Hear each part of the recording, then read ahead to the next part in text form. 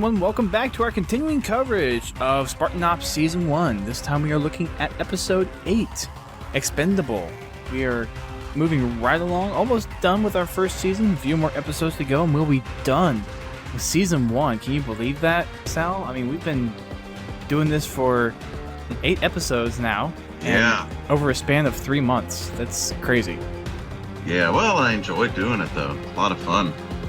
Yeah, it's been a blast, and I'm really hoping we get to see a second season of Spartan Ops. Oh, so do I. So do I. And I'm sure we'll have plenty of podcasts kind of talking about where we would like to see a second season go after we're done with this. Oh, yeah, we definitely have to talk about that. I've got a lot of ideas on that. We'll definitely have plenty of podcasts to talk about everything regarding the Halo universe. I mean, we have Silentium that actually came out today as of this recording. Yeah. And it's in the mail, and unfortunately it won't be here before I go to PAX, so I'll have to pick it up afterwards. Yeah, I've got a buddy that, I was gaming with his significant other earlier today, and she was telling me that they received it in the mail today. So she said, he won't be gaming tonight. Yeah, I thought Amazon said that they were going to send it to me where I would receive it the day of release, but I guess not. So don't tell me anything. I don't want to know. Not until I get it.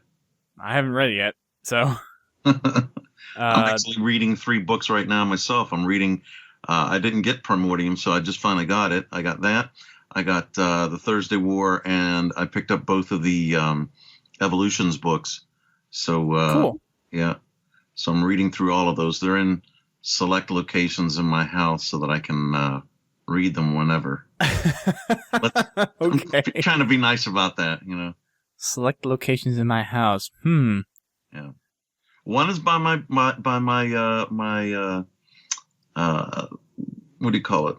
One is by my bed at the nightstand. Mm-hmm. The other 2 are in typical reading locations. So I guess like maybe a sofa or a lounge seat in front of the TV or... No? Other locations where you're doing something else, but... okay, so in the bathroom. Yes, there you go. There's one. I was trying to be nice about it. Yeah. Well, we have 2 bathrooms. So, yes, I have one in one bathroom, one in the other, and then one by my nightstand. So... Oh, gosh. No matter where I'm at, I can always read, some Halo. I'm not sure if I want to be just stuck on the toilet reading Halo. Oh, God, no. That's great. If I want to be in there for 10 minutes anyways, I might as well read a little bit. I'm usually not in there for 10 minutes. I'm usually in there for 2.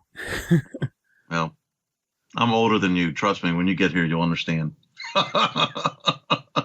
I'll take your word for it in the meantime. Old people. Yeah.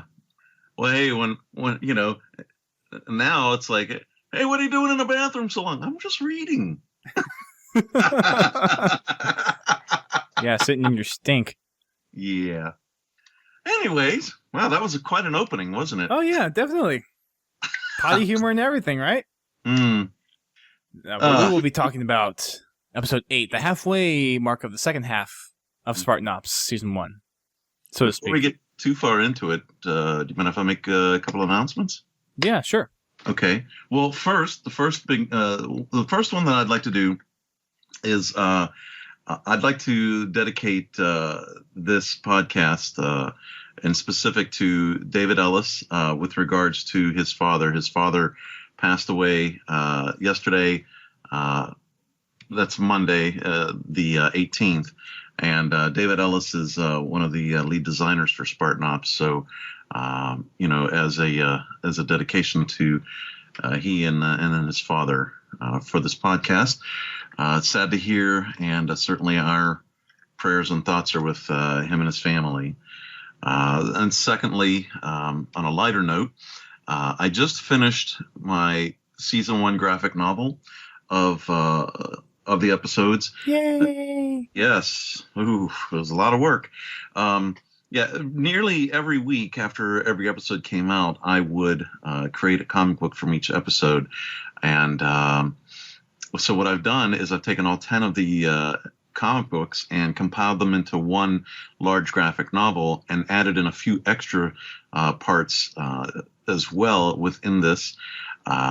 So now the graphic novel is 300 pages long.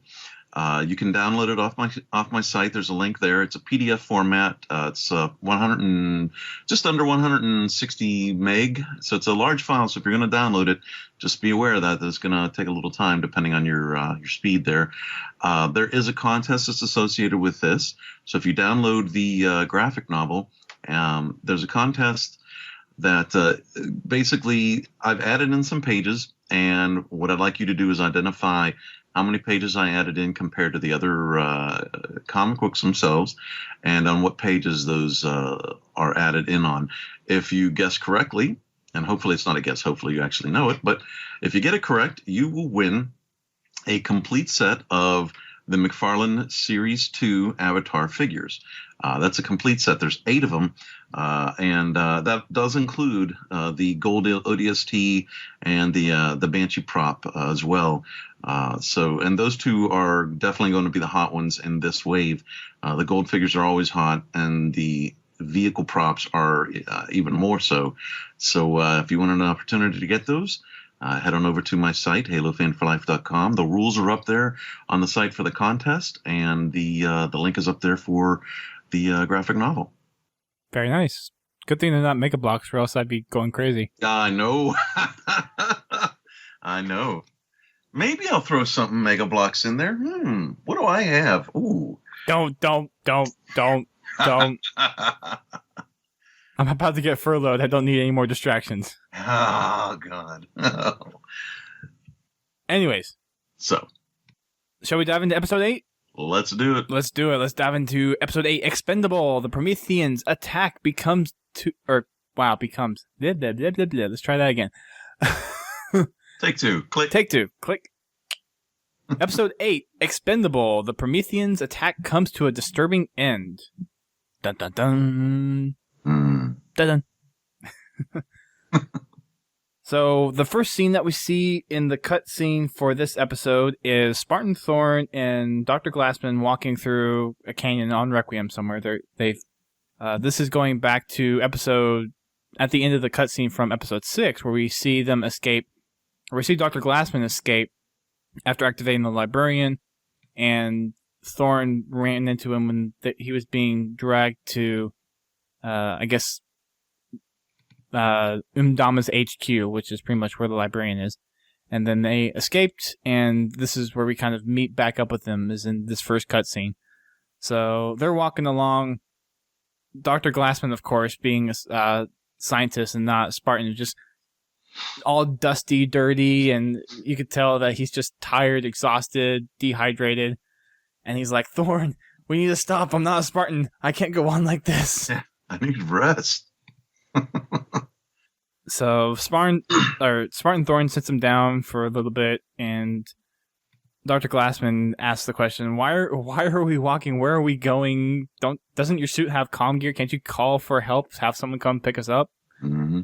And, well, with the skirmish that's been going on, like his chest plate got slashed. I'm assuming any comm gear that was in there just got disabled from being cut up, and he didn't even have his helmet on when he got teleported to the planet, so all that comm gear is not even there either. Right. He's at a serious disadvantage there. Mm-hmm. I wonder if even his shields work at this point. Ooh, that's a good question. I would assume they probably don't. Well, yeah, and considering the big gash in his chest plate, too. I take that back, because the shield generator is actually on the back of the armor. So, could be wrong. Well, it's not explained, so we don't really know. It's a guess at this point, I guess. I think in the books they talk about it a little bit, and I think they actually mentioned that the power supply is on the back. I'm not sure. Like, each part of the armor has its own shield emitters.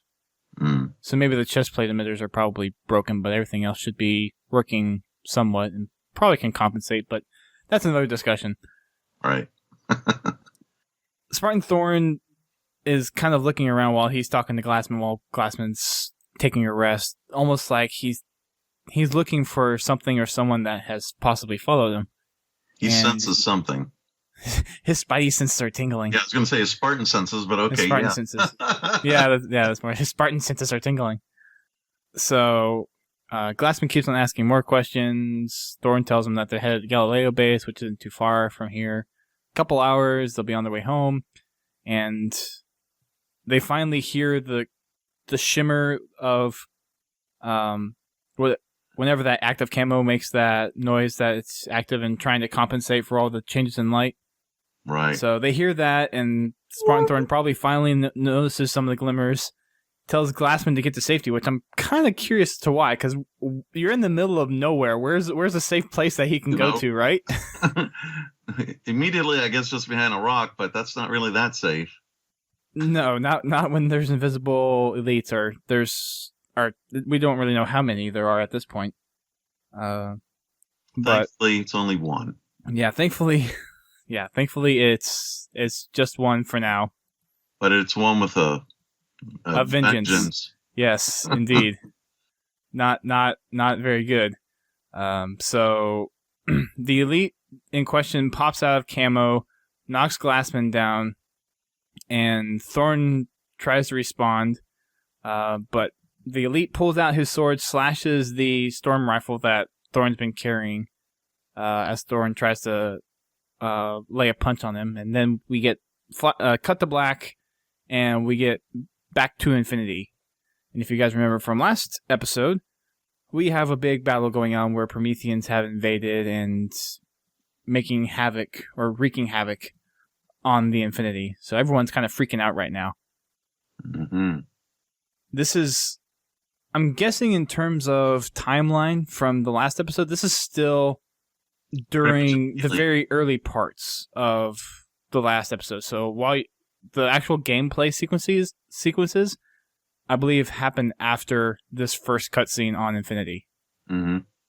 Because we don't see any Covenant. It's just still all Prometheans. And it's still early enough on where... okay, so I take that back a little bit. Because the first time you get on Infinity, you hear some radio chatter between Palmer and Miller, where Palmer's trying to find Lasky. And right. I think she's trying to find Lasky and... Halsey. Inevitably Halsey. So I think it's like right after that second mission that you're playing is when these events take place. Or sometime during that. So somewhere in between the second and third chapters, I think, is where this cutscene takes place. Right. From episode 7. Right. Right. So we see Halsey and Lasky running down a hallway, still trying to run away from Prometheans. Dr. Halsey's trying to explain something about the Prometheans, but Lasky's just keeps on pulling her along, trying to keep her safe, like a good captain of a ship. She tags along, and turning around the corner, they run into none other than Spartan Palmer. Mm-hmm. So he had raised his shotgun, but she stops him before he can get it fully up there, and yeah, before he decided to blow her brains out. Right. So, and it's funny, that little exchange there. She's like, still alive, and he's like, for now, this is a concern. And then she's like, maybe a little. Yeah. Yeah. You can tell she has no love lost for Halsey. No. And yes, because she said just regrettably, like, oh, well, we found Halsey too. I guess that's a good thing. Really don't care, but... So, Lasky keeps on pulling her along, keep on escorting her.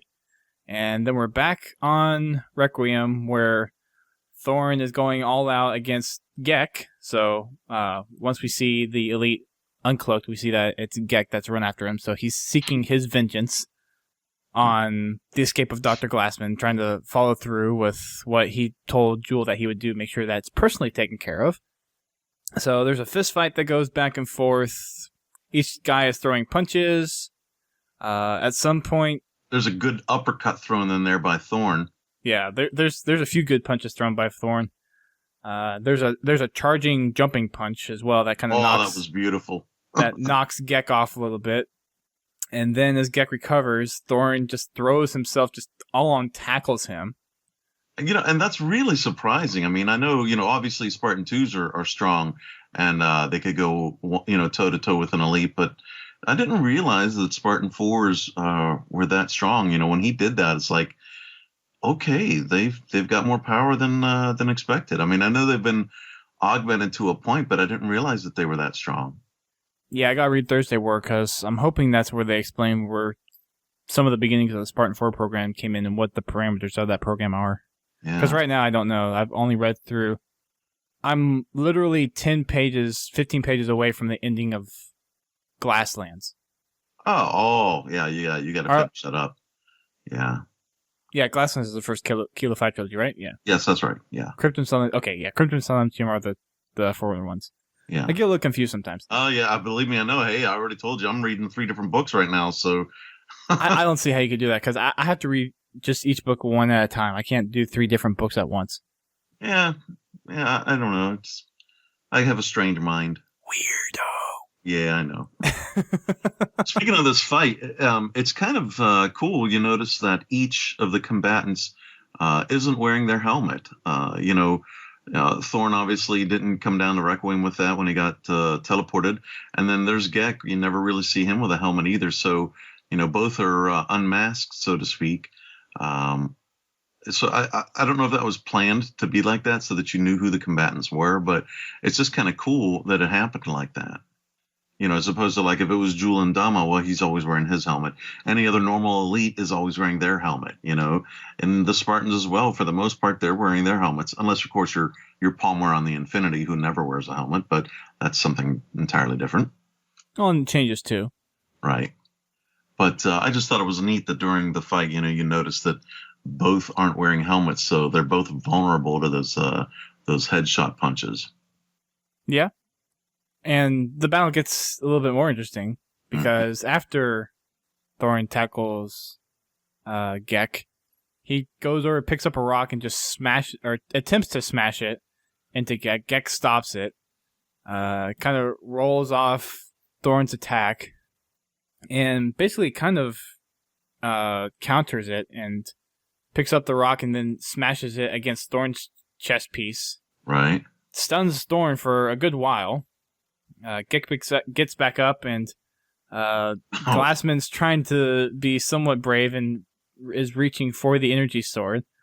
Gek decides to stomp on his arm, almost. Yeah, I felt pain myself when I saw that. Like, yeah, I'm like, oh my God. His bones in that forearm just have to be crushed. Granted, there's that little bit of a gap between the front and back part of the, in the arch of an elite's foot. Of the boot, yeah.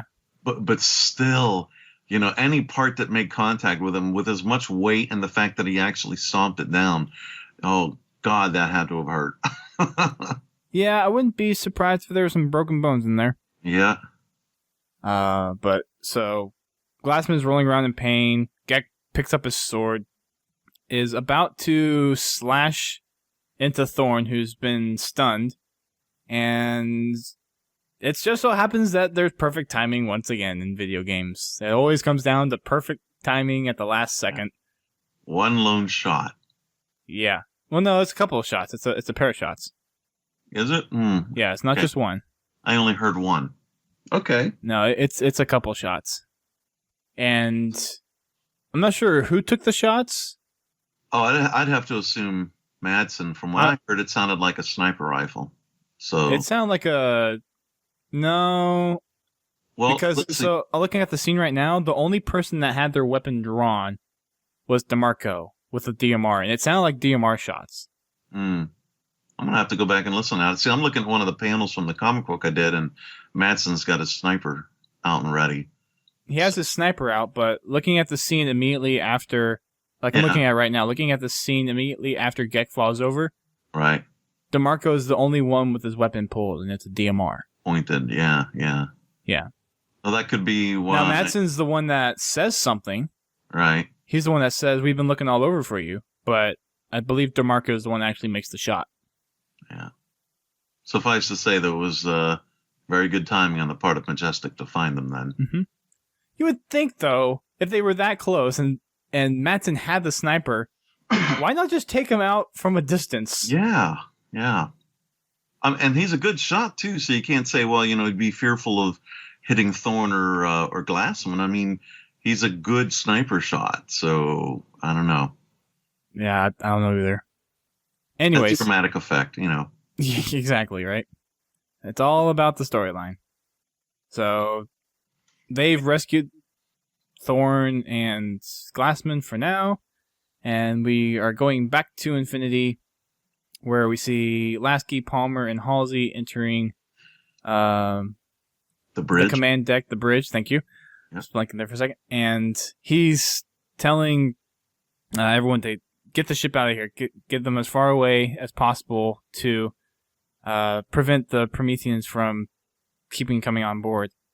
And as it turns out, the artifact that we brought on near the very beginning of the game has created a slip space anchor, which is preventing Infinity from even moving away from the planet at all. Damn. Yeah. Dang Forerunner technology that we don't understand. We learned the name too of another UNSC officer, Lieutenant James. Yep. So I think the only time that we hear about him. yeah. He is seen in another episode coming up, but well, it's nice at least to hear another named person. Just now to get some fans probably going and want to write a fan fiction, about his origins or whatever. Inevitably that happens somewhere along the line. Somebody's going to go, I got to see what happens to James. James, let me write his story now. Like Leviathan did for June. Yeah. June's story. It's pretty interesting. In my opinion, it's just one of those other characters that they just write into the story. Mm-hmm. It's not a big plot character. No.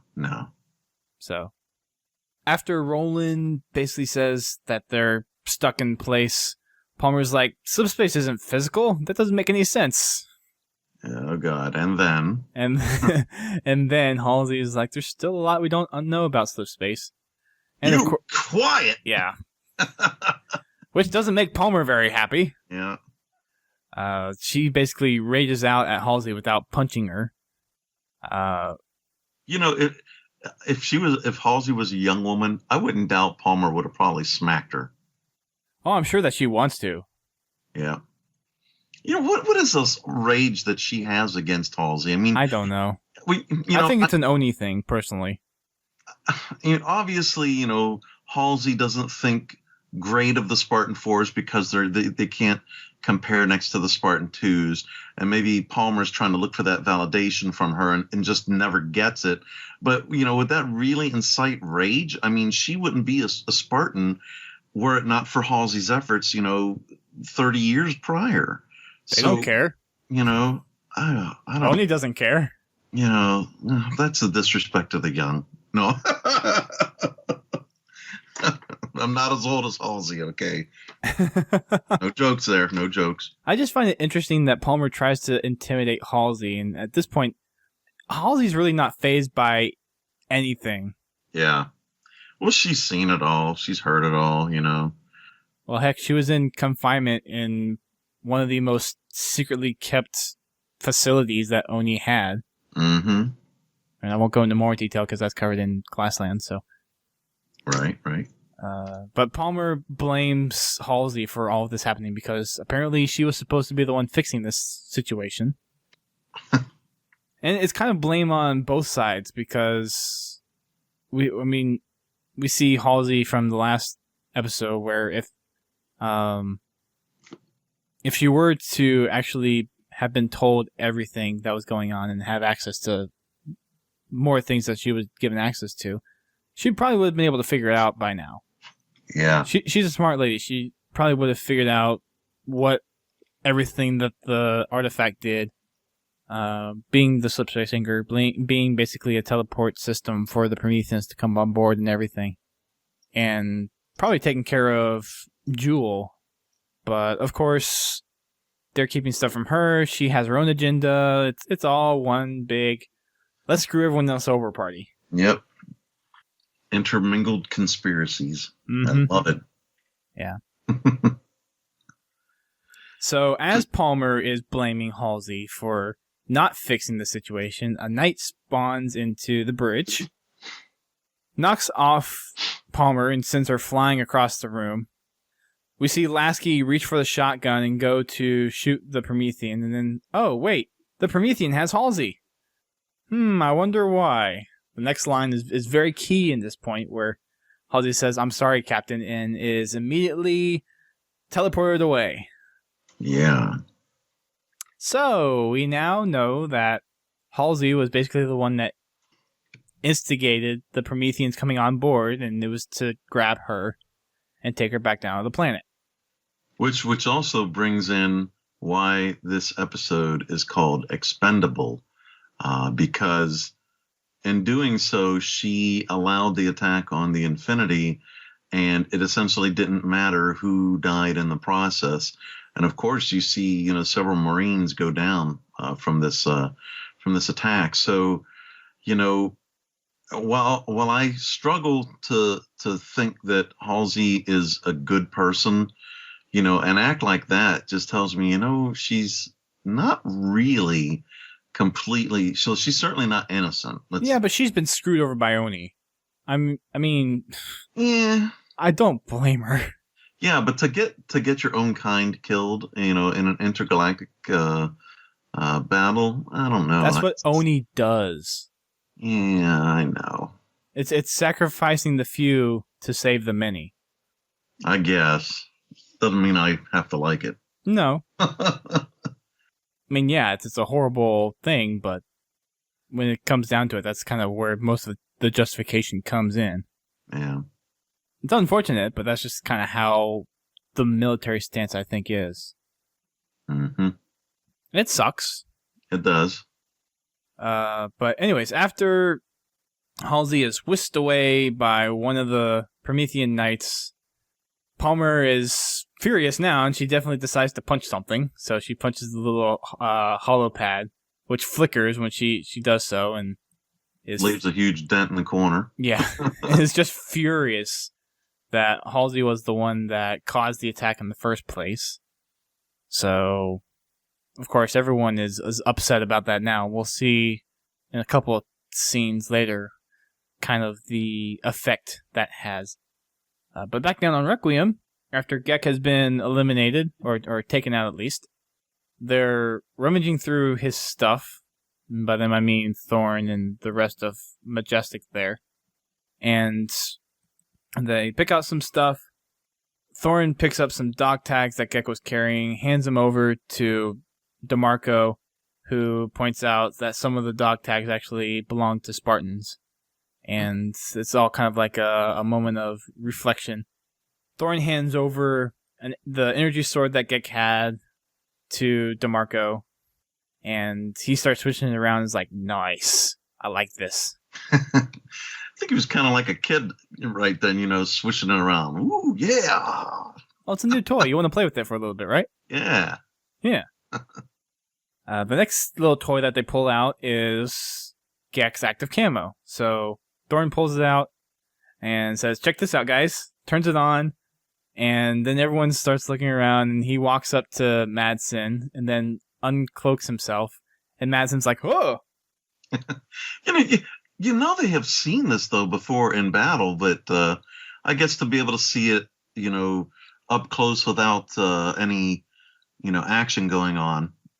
I don't know. The thing that puzzles me is if you're a Spartan, you're probably given enhanced eyesight. You should be able to pick that stuff out. Yeah. You can even see it just watching the video. It's not like someone's completely invisible. You can catch the shimmers. Right. I don't know.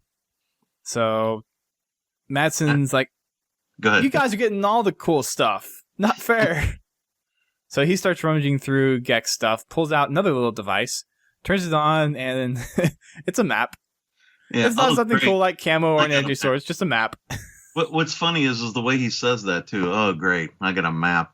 It makes me think of Charlie Brown when he goes to, during the Halloween special, he goes trick-or-treating, and I got a rock.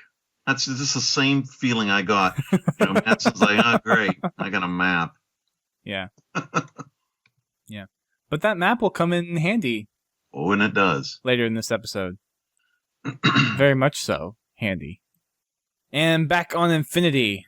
Important scene here. Very important. Yeah, very important scene, especially if you've read the Kilo 5 trilogy.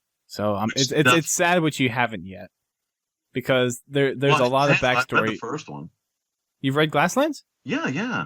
Oh, I thought you hadn't. Yeah, I read Glasslands. That's why I say I'm on to the Thursday War now. Okay. So we can't talk about this freely. Awesome. So Lasky has decided to. Others, though. Sorry. It's a spoiler for others if you haven't. Oh, yes. If you haven't read the books and you haven't seen episode 8 yet, then spoiler alert for this part. Yeah, spoilers. Lasky calls up Admiral Osman. Gosh, Admiral now. Yeah. And basically is kind of addressing the situation that, all right, Halsey's done this thing. What are we supposed to do about it? So Lasky asks Osman if she read the report, and I love I love Osman's response, because it's just so iconic of an Oni spook. The head of Oni spook. And the line that she gives, I'm just going to say it pretty much verbatim. Mm-hmm. I was told by my predecessor to keep Halsey in the deepest, darkest hole I could find, or remove her from the equation entirely. Mm-hmm. Regretfully, I chose to do neither. And then she goes on to say, "So, Captain, today I shall follow my predecessor's advice. You're hereby ordered to eliminate Dr. Catherine Elizabeth Halsey." Yep. Ooh, man. That's some pretty powerful stuff there. Yeah. And there's some big history between Osman and Halsey. There is indeed. Do we want to say what it is? I want to save that for... I think I want to save that for another podcast. You want to do that after we do the finish the 10? Well, I think we're actually going to talk about it when we actually do our podcast for the book. Okay. So... All right. But so there is... Make that a place marker, folks. I'll just say this. Osman, very important character. I'll just say this. Osman was one of the first. Oh, God. You just spoiled it all, man. They don't know what the first means. I think they got it, man. I don't know. I'm just leaving it at that. That could be... I think that's cryptic enough for some people to not quite get it, but for others to be like, you suck. Yeah. So, the final cutscene that we have final scene that we have in this cutscene is back at the librarian, back with Julam Dama. He's has Halsey in his grasp now, and is like, well, Glassman failed me, so I know you're not going to. You're not foolish like he is. And is basically like, we both want the same thing, right? We want more knowledge. And Halsey's like, I think it's power that you seek. And Jules like, I already have power. Look at what I have here. Yeah. And that's pretty much iconic of, yeah, it's you're not here for the purposes you say you are. Well, then the next line that Halsey says, though, that's actually kind of a throwback line. She's like, knowledge is power. Mm-hmm. That's something that when I was growing up as a kid, that was actually the line that was used very frequently. You know, whether it was in Saturday morning cartoons like the Schoolhouse Rock videos and that kind of stuff. Knowledge is power was a big line back then. Yeah. This was before your time. What, Schoolhouse Rock? No. Well, the early days of Schoolhouse Rock. Okay. You were seeing all the repeats. Oh, all right. Believe me, I saw them when they first came out. All right. Fair enough. Fair enough. Unless you're older than you've told me. No, I'm not. So after Halsey drops that line, she walks up and starts messing with her data pad and is kind of shocked. She's surprised at how far Glassman actually got in his progress. You know, that's kind of telling, too, because, yeah, you know, I think she considers herself the ultimate brain in the of humanity. And yet here, Glassman, that she, yeah, that she doesn't have much of an opinion of, all of a sudden seems to prove that, you know, well, he actually has some smarts about him, you know. So that'll play out later too, but you know, that line is very telling of her thinking. Right. So she turns to Jewel and is like, Glassman did this? And Jewel, of course, not really thinking through, is like, yes, a vain attempt to deceive me. Halsey responds, I wouldn't be so sure. It looked like he may have know what he was doing. Mm-hmm. She goes on to say that the energy barrier that has been placed up and is blocking access to the librarian is emanating from the foreigner structures, the little cylindrical rings. So if you remember Chief or during the campaign when Chief went there was nothing really there. It was just the beam of light. And I'm guessing those circular rings are now kind of that protective entrance kind of thing. Mm-hmm. So I'm guessing that's kind of what is emitting the shield, although it could be just the platform entirely. Who knows at that point? Yeah, I'm guessing it's those rings. Yeah. Although, I mean, the rings don't really disappear after this next part. So Halsey's like, if I know anything about Forerunners, access requires a little more human touch. So she messes around on her datapad a little bit. The shield drops, the beam activates, and then she runs in. She makes a mad dash. Yeah. So, I mean, the one advantage that she got off of that is all the elites, including Jewel, step back. It's like, oh. Yeah. They're so reverent to Forerunner technology where every time something happens, they're like, oh my gosh, this is awesome. And Halsey just, I mean, from the blowout of the shield dissipating, of course, she'd probably like to step back a little bit. But it was just more of a double take, not really a step back. So once that happens, she looks over to Jewel. He's not really paying attention. She runs in. Jewel horribly attempts to stop her, just taking a step and reaching his arm out, not even running to tackle her. And she runs in and gets zapped up by this beam of light. And before that happens, he's like, no, I must be the one. Yes, I must be the first one in. Alas, you are not. Nope. And Halsey outsmarted you once again.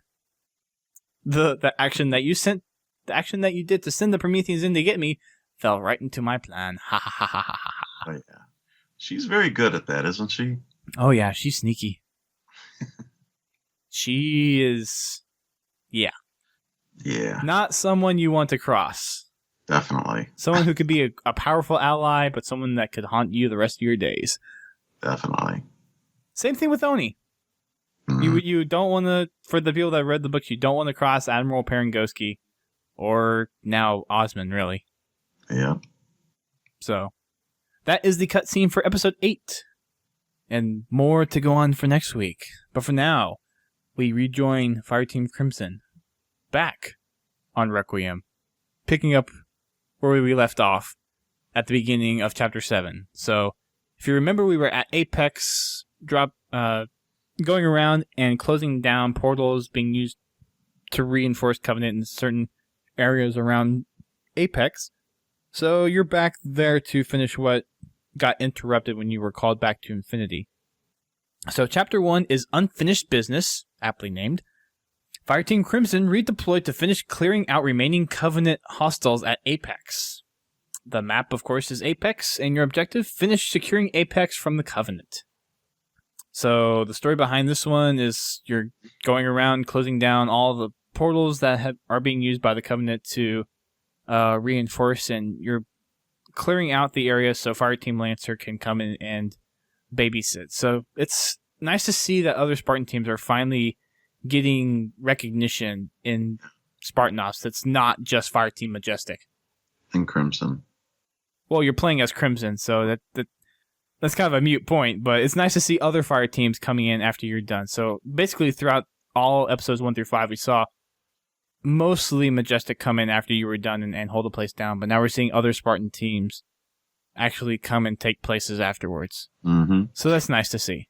You know, the thing is coming back to this map, didn't we already pretty much clear it out the first time around? It's like, damn, these Covenant are like cockroaches, you know? You can exterminate them, they just come right back. Yeah. Well, I mean, when we were distracted on trying to defend Infinity, I wouldn't be surprised that they reinforced themselves on the ground, because while the Covenant might not be as smart or as strategic as humans are, they definitely have numbers on their side. Yeah. So it wouldn't surprise me that, given the time that we had to go back and protect Infinity, that they could have reestablished portals and redeployed forces, set up defenses and everything. So that's just kind of how it works, I think. Yep. Anyways, after you get dropped off, you head into a cave system, where there's an assortment of Covenant infantry and a few ghosts in there as well. Not too difficult to start off with. There's some other portals that you have to go and take out where the defenses are a little bit heavier. But this first one isn't too bad.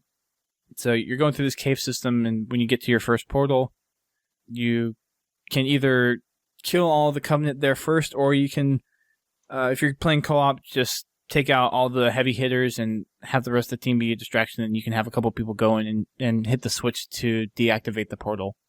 So it's, for most of these, I don't even know if you have to kill all the Covenant in this one. I don't think so. Yeah, I think you can go through and activate stuff. Yeah, if you wanted to run and gun, you could do it that way.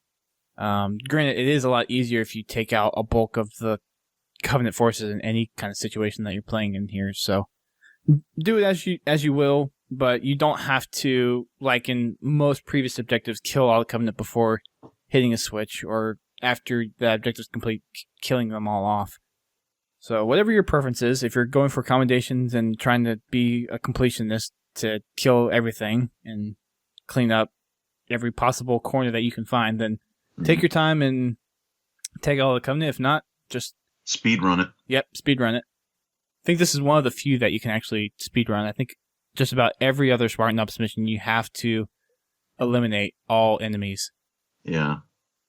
I guess that's one of the little subtle difference that I didn't notice until just talking about it now, where the second half of Spartan Ops is just that much more of a better experience than it was in the first half. Never really thought about it. Because of the choices that you have and how you engage. Yeah, you're a little more open to playing Spartan Ops how you want to play it, not having to follow every single set of waypoints and having to do everything in a certain order. That's like that mission when we played on Warrens the first time around, where you remember what I told you, where you could assassinate all the grunts, you could shoot them, you could assassinate some, and then go and get the airstrike. Yeah, I mean, so yeah, that right there showed it. That there's several ways to play the mission. So certainly this is the same kind of thing. And I like that having those options. I mean, it's still fairly linear what you're doing, but because you still have to go to the same places, but you have the choice of how and who or when to fight, what enemies. Mm-hmm. Yeah. As far as the way you progress throughout the first part to get to your first portal, you're traveling through this cave system. You come out on another section where it's kind of open. There's, I think, another few ghosts there as well. I don't exactly remember. It was a couple days ago since I wrote this out. That's all right. There definitely are ghosts there. Yeah, there is a shield that actually blocks your way to the first portal. So you have to... Actually, here you have to take out all the enemies first. It's after you get past the shield and you can take out the portal, where I don't think you have to. But the first console that you have, Miller says that you can overload the fusion coils and overload the power source, and that'll take out the shields. I don't know why you just can't switch it off like you've done for every other shield in the game. Yeah. So they were taking away button pushing there, I guess. So, it's a good mix. It's a different kind of button pushing. Yeah. So, yeah. After you take out the shield, step back a little bit. I've never actually been up against the shield to see whether it explodes and if you die or not. I'm guessing, though, since there is an explosion that shows up, that there is... I don't think you can die. I think you can take damage, though. But okay. I've never been close enough either to know of it. Well, Miller just has that sense of urgency where it's like, you need to get back. Yep. And the funny thing is, the explosion goes outwards, where if you were actually overloading the fusion coil, wouldn't it, go into the shield instead of, the shield is emitting the explosion? Because that's what it looked like. Yeah. So after you... take out the shield, you make your way down into another section of caves, and that's where your first. Why? Well, when you round the corner, the first portal, there's that cloaked elite. Oh, okay. Yeah. I guess in my gameplay run through, the cloaked elite was a little bit further on after I disabled the portal. Okay. So I guess it's kind of random. Yeah, that's usually where I find him. He's like right there, and then there's a jackal sniper with a beam rifle after that too. I just remember when I was doing my playthrough, because I think I actually played it with you. Mm-hmm. We got in there, took out just about all the Covenant. There were still a few left. I think there was a couple of elites and a grunt or so left after we disabled the portal. And then when we went to go out of the cave, that's when the camo elite showed up. Yeah, I think when I played with you, that did happen. So I guess he just moved around, or we got in there so quick that he wasn't able to get in there fast enough. So could be. There is a camo elite though. To your point, there is a Spec Ops elite in there. So do be careful and watch out for shimmers. Yeah, certainly. If you're running this on Legendary, and if you're doing it by yourself, then don't just run into there. Watch for that little blue dot. That blue dot's going to tell you there's a camo elite running around. So be careful. Oh, the bane of active camo is the motion sensor. After you something, go ahead. Sorry. After you take out that first portal, you're going to make your way back outside one of the cave systems, and you're not going to be going into another cave until the last one. So you're back outside for now. There's some more ghosts, more Covenant resistance out there. I think there's a couple of sniper jackals. Mm-hmm. Is that right? Yes. And you're pushing your way up the hill towards the second portal, and there's a couple of different paths that you can take.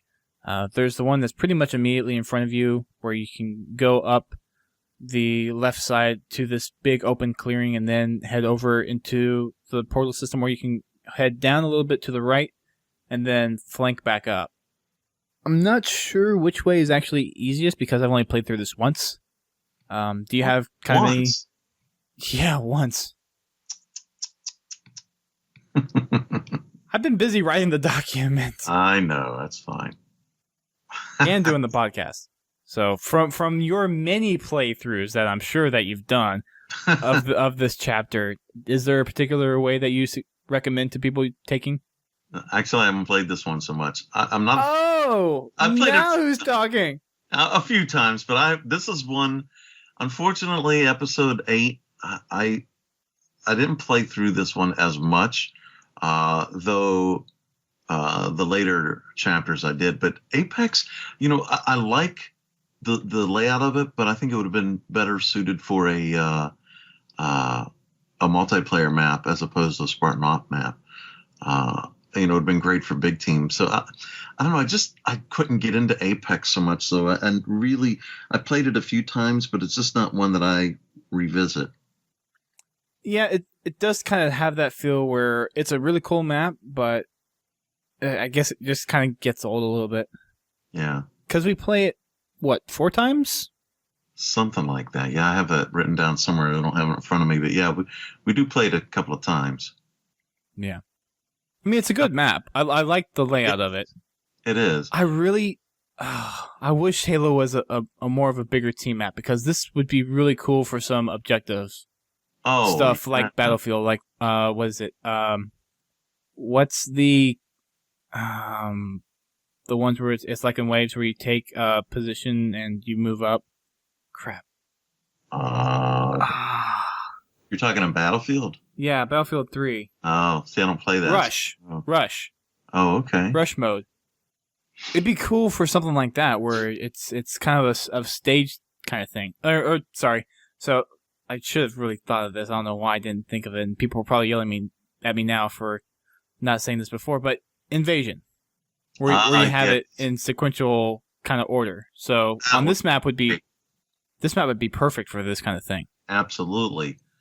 Yeah, I don't know about you, but I actually enjoyed Invasion and Reach, and it's a shame we didn't see it come back. I know 343 wanted to focus on the players being Spartans, but there's a whole subset of the community out there that liked playing as elites, and being able to play them as they did in Invasion and Reach was a great thing. And then here we come to Halo 4, and now you can't play them at all, not even in customs.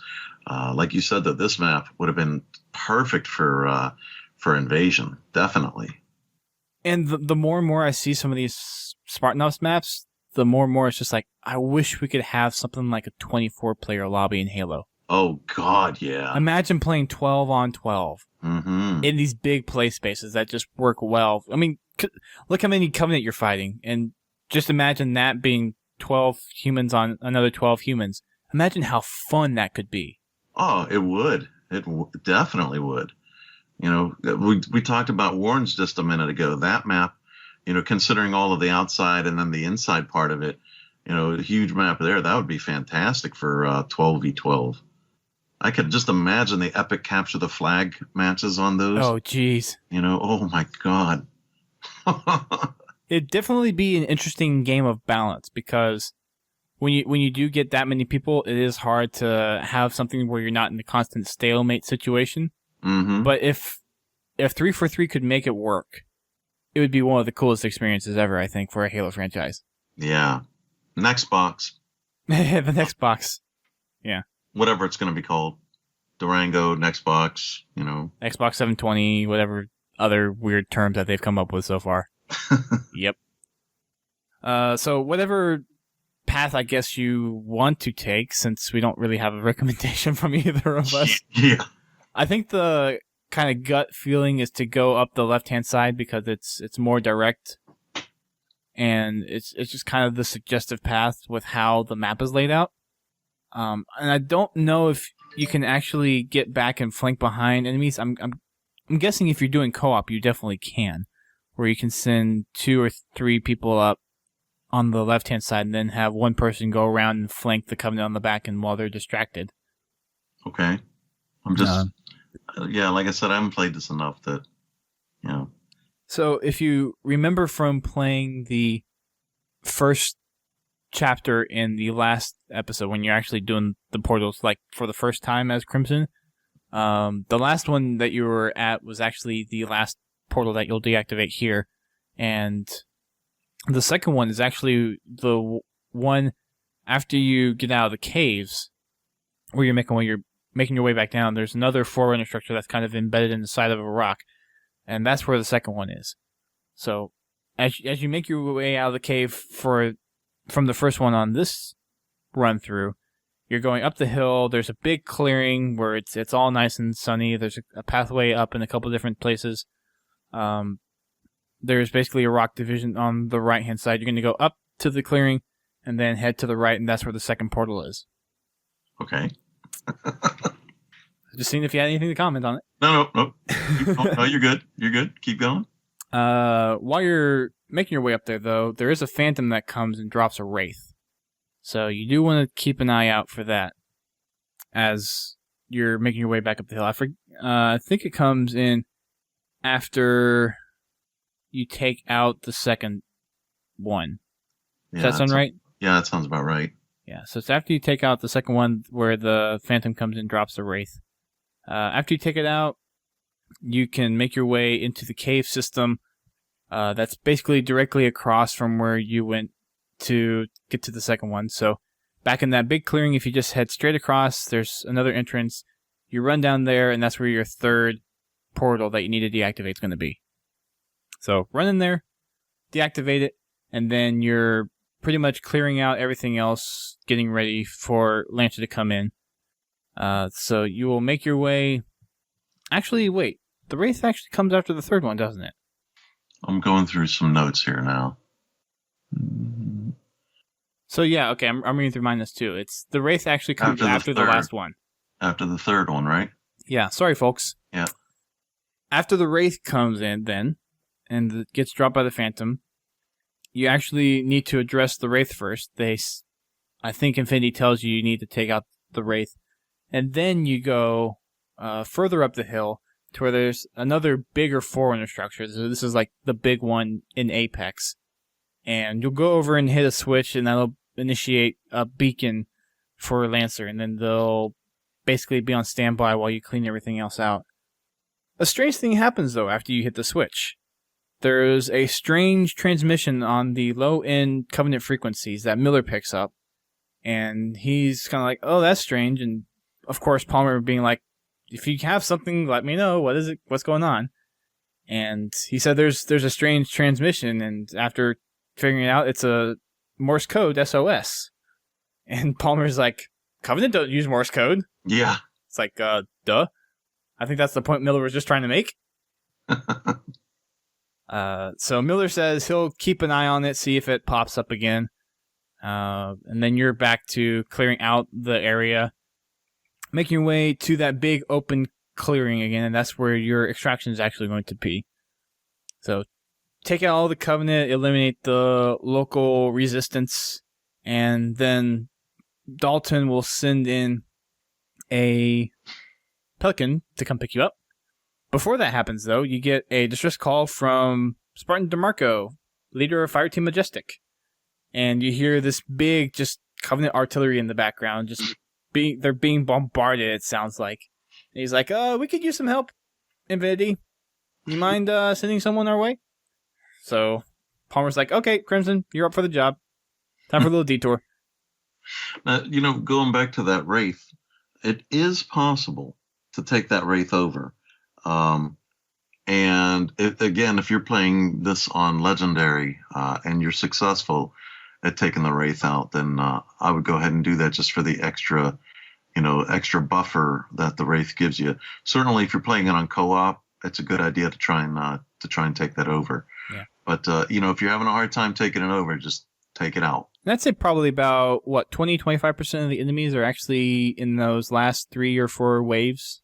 Yeah. Sounds about there's right. a good bit towards the end there, yeah. Yeah. Because the first time you're going through, it's mainly just the Covenant that are already there. There's not many reinforcements. Mm-hmm. And then is when you come back out from disabling all the portals, where it's like, oh, Covenant realized that their portals are shut down. Okay, let's send in the Phantoms. Yeah. And the dropships. So, yeah, I guess. I've really never even tried to get one of the Phantoms while playing Spartan Ops, but if you can, then go for it. Thankfully, it's not... Wraiths. Yes, Wraiths. It's okay. I do it all the time, too. It's late. It is late. At least it's not like it was for Firefight in ODST, where you had to do that trick of holding down right bumper and then shooting the brute in the head and getting in the Wraith immediately after it was available. Not having to do that trick. That's nice. Wait. You could do that in ODST? Yeah. The what? Yeah, you could get Wraith in ODST. What? Yeah. I have never done that. I've never seen that. Alpha Site. There's plenty of videos on Alpha Site of people doing it. This is during Firefight. Yeah. Oh, damn. I know what I'm doing. I actually need, on my not-so-public gamertag, I need the Alpha Site achievement. That's the only achievement on ODST on that gamertag I don't have is Alpha Site. Well, I might be up for some ODST after this, depending on how late it goes. Yeah, probably another night. All right. After I'm done writing my massive Spartan Ops document and you're done with all your stuff. Yeah. That's fine. And there's another little project that we'll announce in a separate podcast, not here, because I actually want to have that as a featured podcast. Sure. But that wraps up this chapter where you're getting sent off to help Majestic. So do you have numbers for us on this one? Of course, as always. Nice. There's really nothing that's spectacular in this chapter. If you're going for, let's see, elite officers, there's 14. That's not too bad. And then Jackal majors. Other than that, everything else is pretty low. Again, I've already made the comment. This is one particular map. I just don't know what it is. I can't say that I'm not a fan of the map. I like the map, just not as a Spartan Ops kind of thing. So, replayability on this one is not too high for me, and it's not great on commendations either. So, this is one I would say you could probably kind of skip. It just kind of rehashes the same stuff you've already done. So it facilitates the storyline. Yeah, that's about it. It's good for that, but it otherwise commendations not really. Yeah. I think we only play it one more time in episode 9. Yeah, I believe so. So that's not too bad. Although that time, the next one is definitely better, and there's a few reasons, and we'll get to that in the next podcast. Yeah, yeah, we will. All right, chapter 2, majestic. Dose. Huh? Dose. Dose. Yeah, dose. Yes. Like dos aquí. How do you say chapter in Spanish? Chapter? Is it just chapter? Okay. I don't know. I'm not Spanish. I don't know. I could probably look it up, but it doesn't really matter. Anyways, Majestic Rescue, chapter 2. Fireteam Majestic faces heavy fire from Covenant artillery and are requesting backup.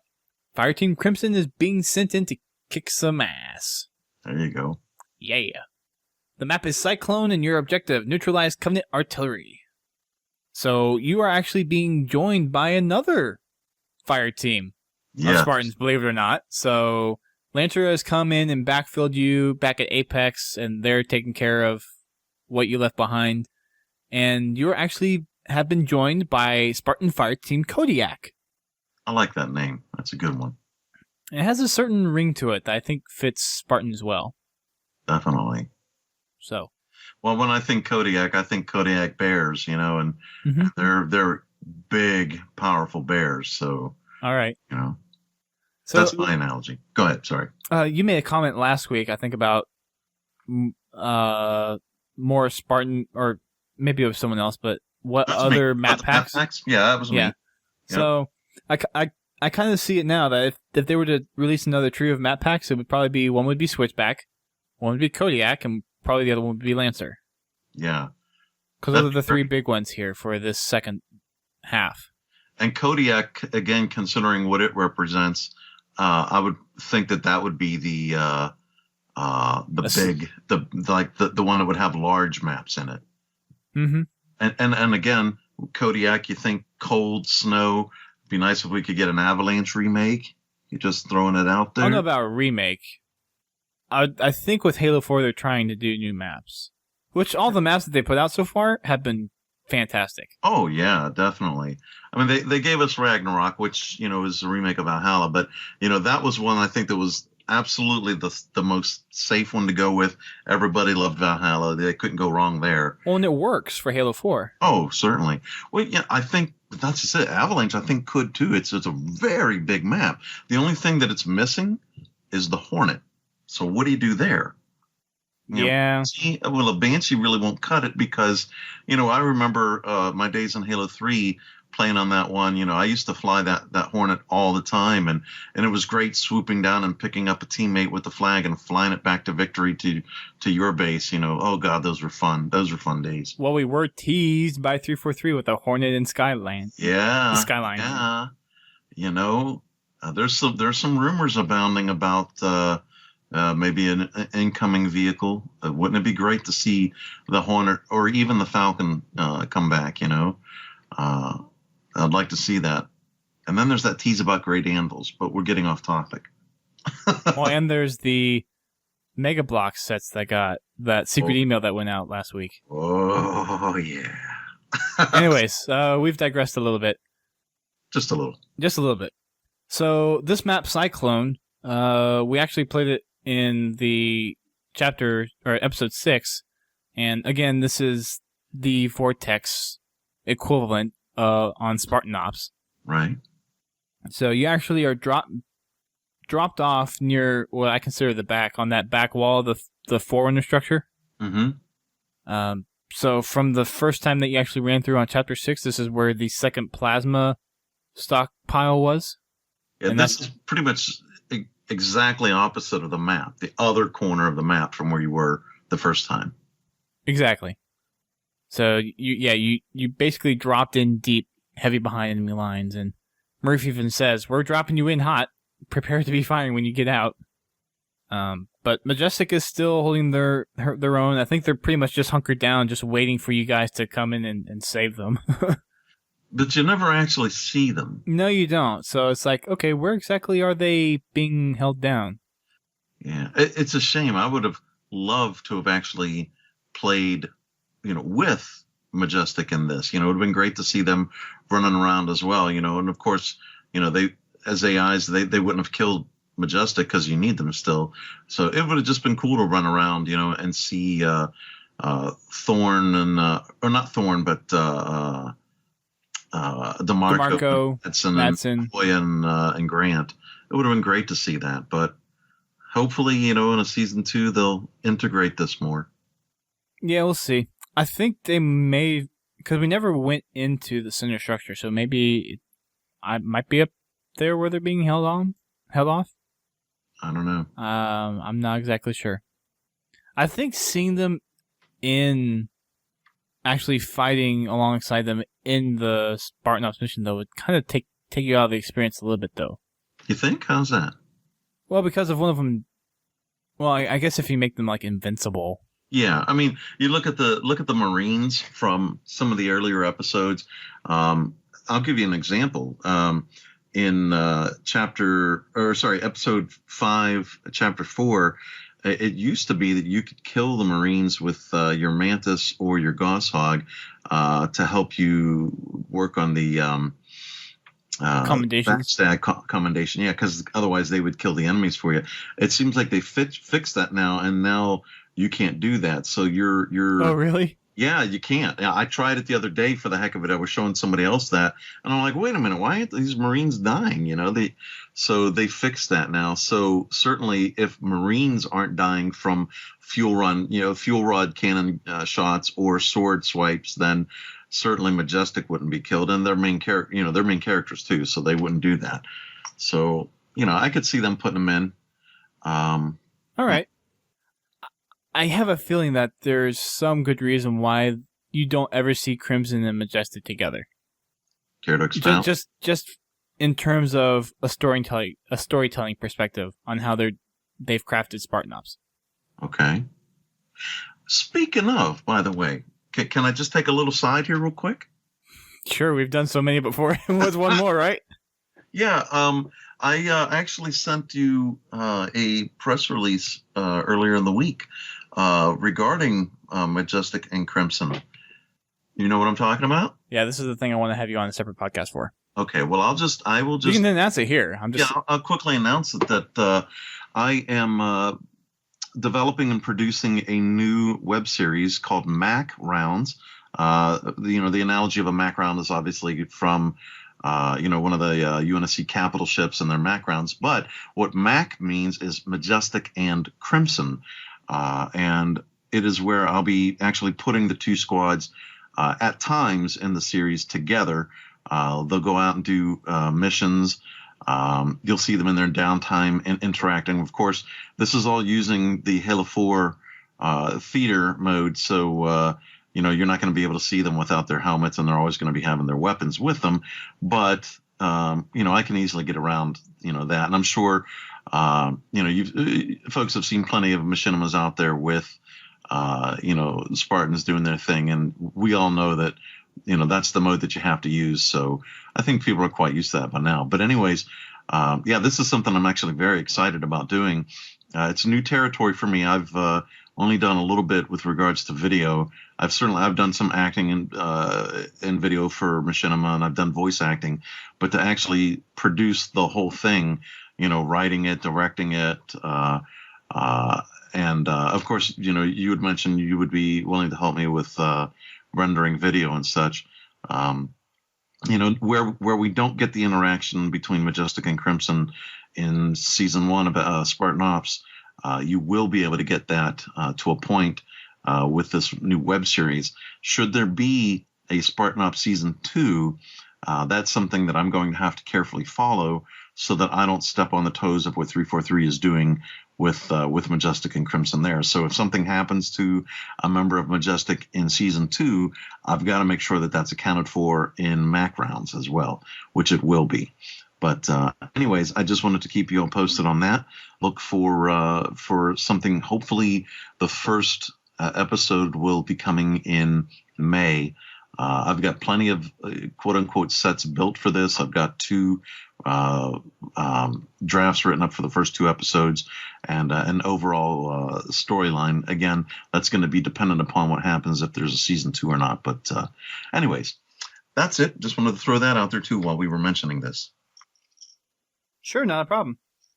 Lots of good stuff coming. Yeah, no doubt. All right, back to the storyline.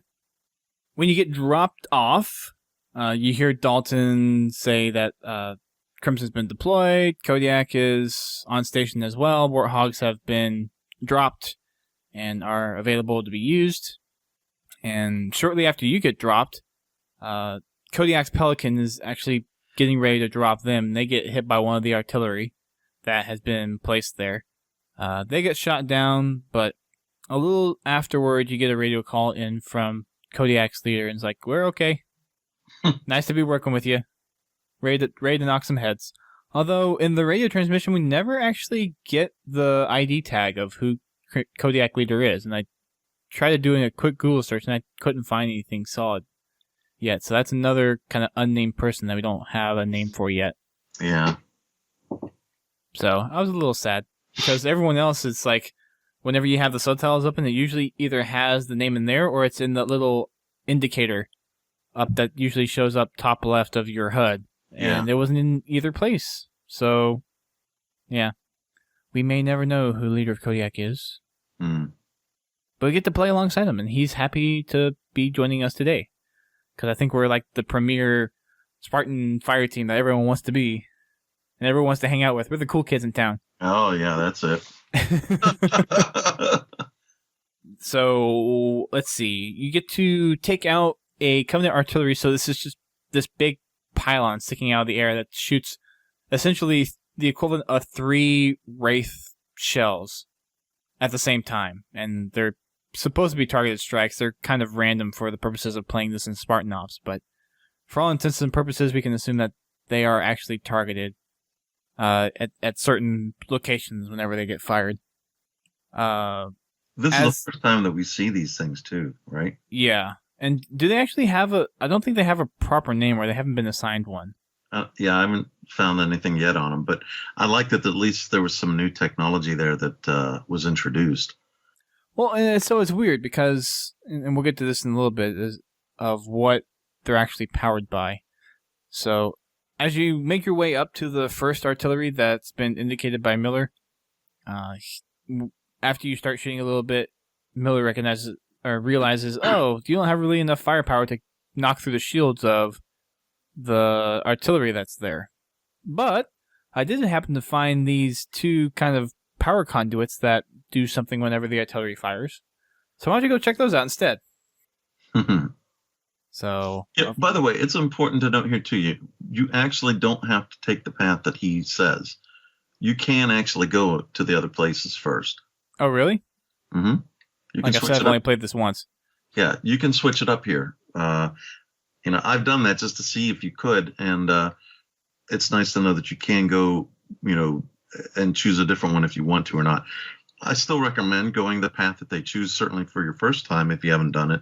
But explore it again. Go back and replay this and try going a different way.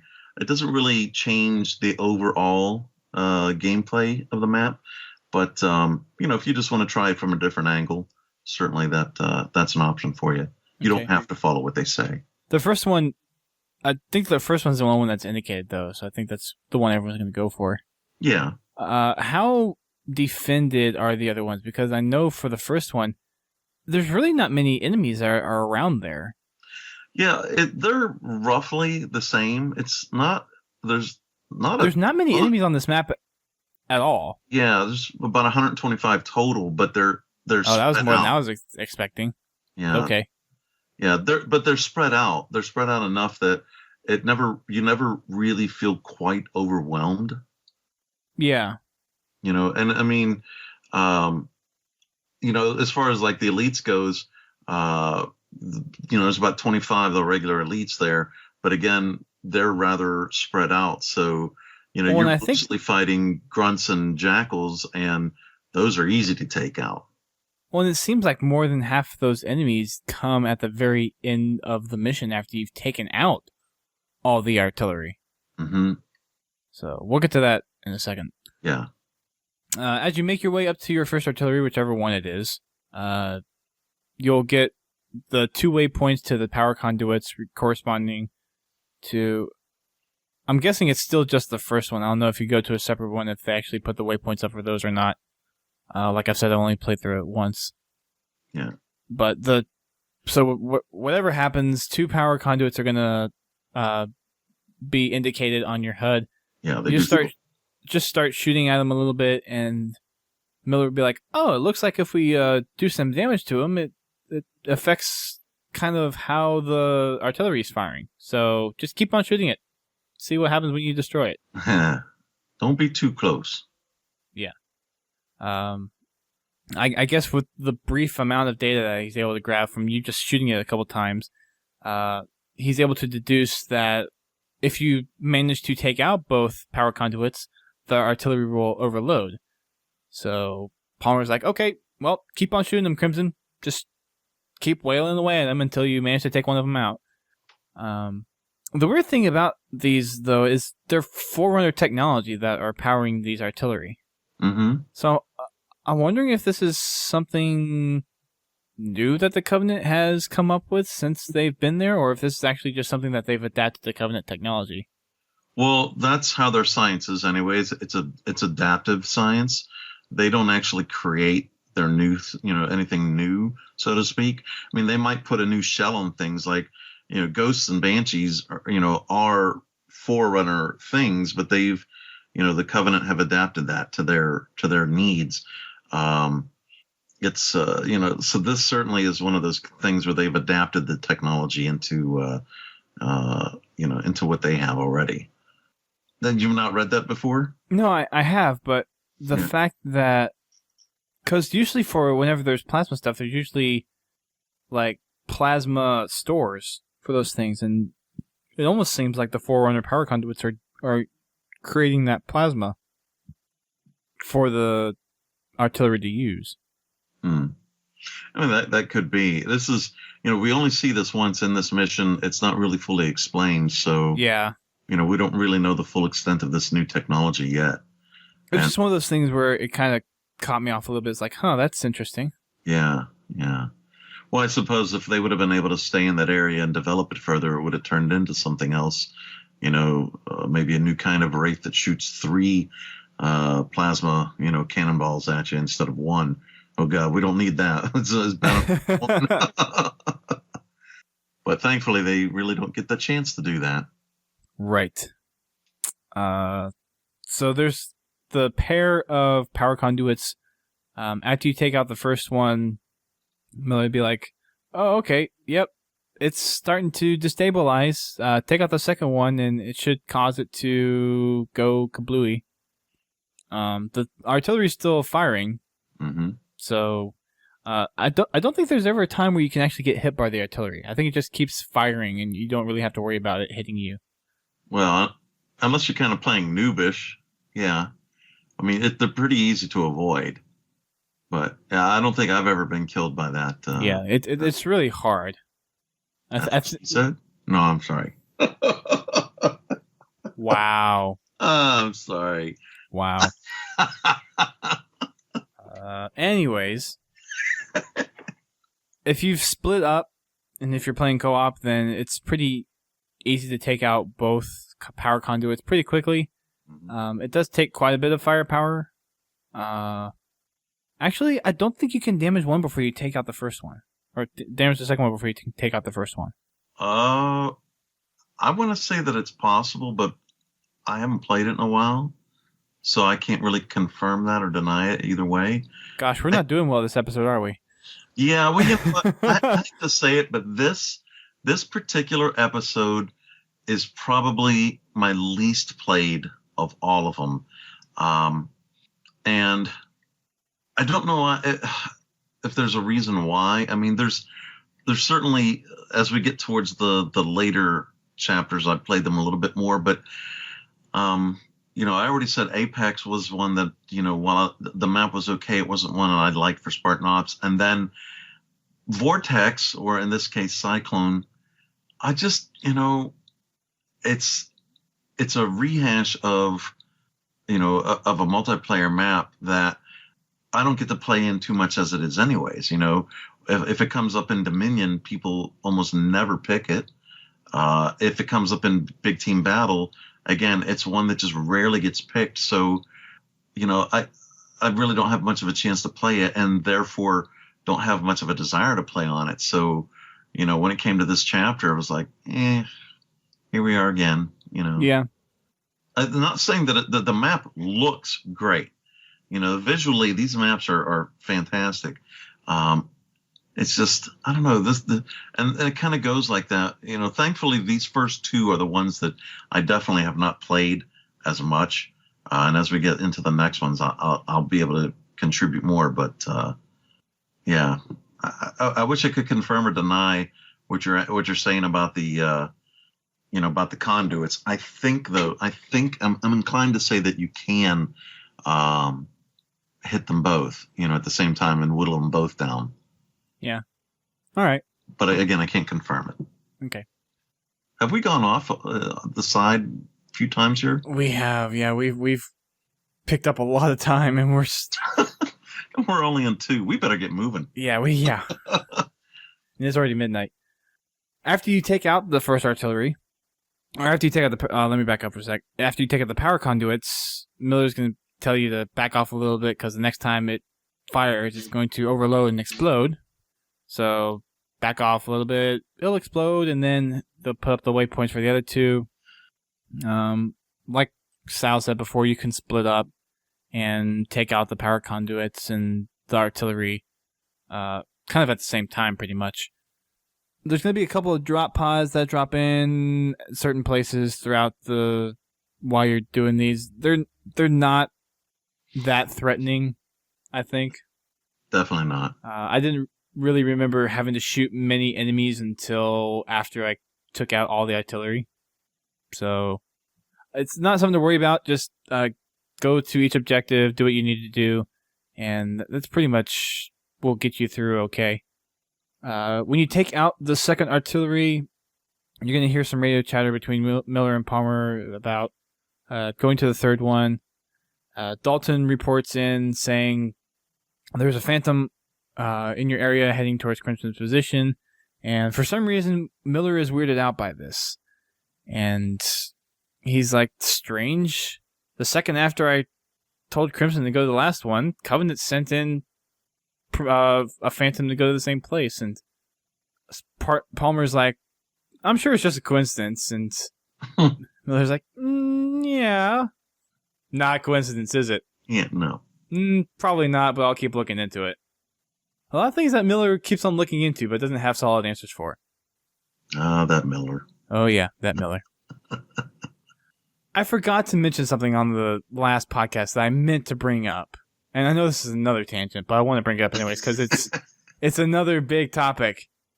Why was Miller never threatened by attacking the Ops Center? Why was he always able to answer your calls and tell you where to go while you were facing impossible odds on Infinity?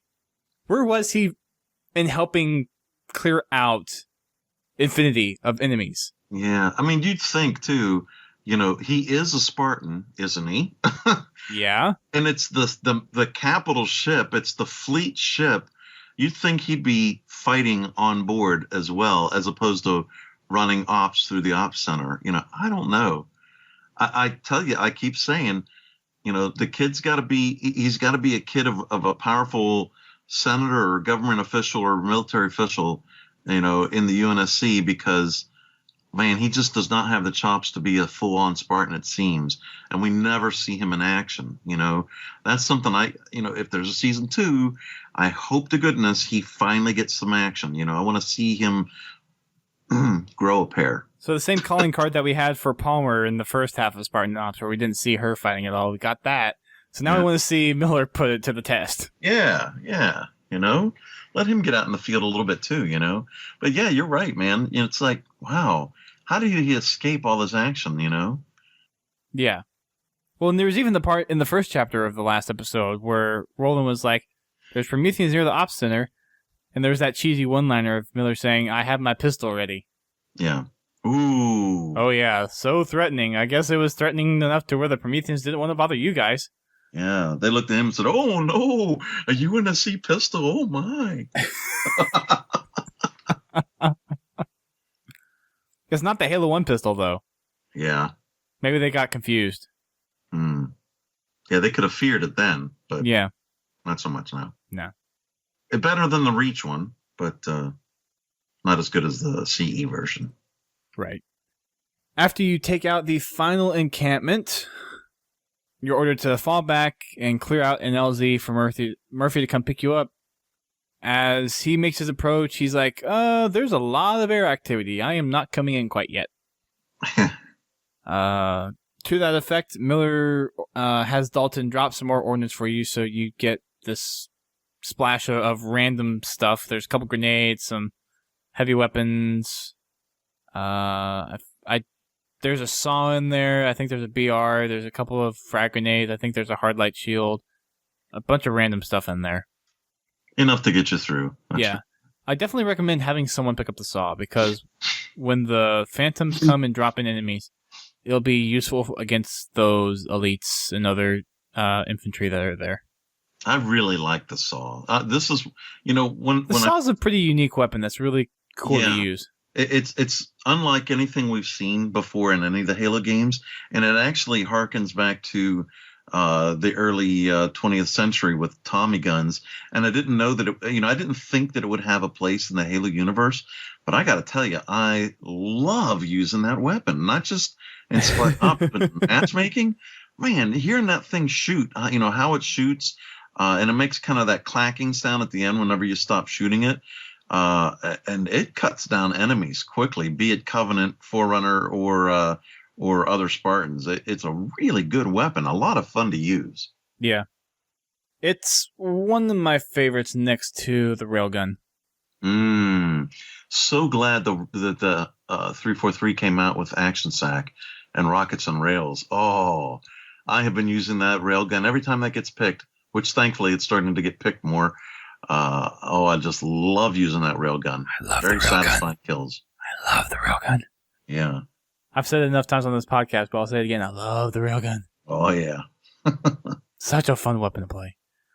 So the first phantom that comes in when you're clearing out the LZ and you're at the very end is going to drop a Wraith. So take note of that. Saw might not do much against it, but you can definitely prepare yourself and anticipating where the phantom's going to drop the Wraith and then just board it. So that's really easy to take out. Mm-hmm. The second phantom comes, drops more enemies, but they also drop a pair of hunters. So use that saw and whatever extra firepower gets dropped in that ordnance to help take those out. There have been a couple of counters from other previous Covenant that have been there that you've probably expelled by now. I think a couple of them have fuel rods, and there's some other things that you can pick up, probably needlers, plasma grenades. So scour around if you need to find some weapons. Won't be hard to do, and if you're playing co-op, be sure that you use the flanking maneuver on them. They're very easy to kill. Then, as long as their back is exposed to one of you, a hunter is not a challenge at all. Right.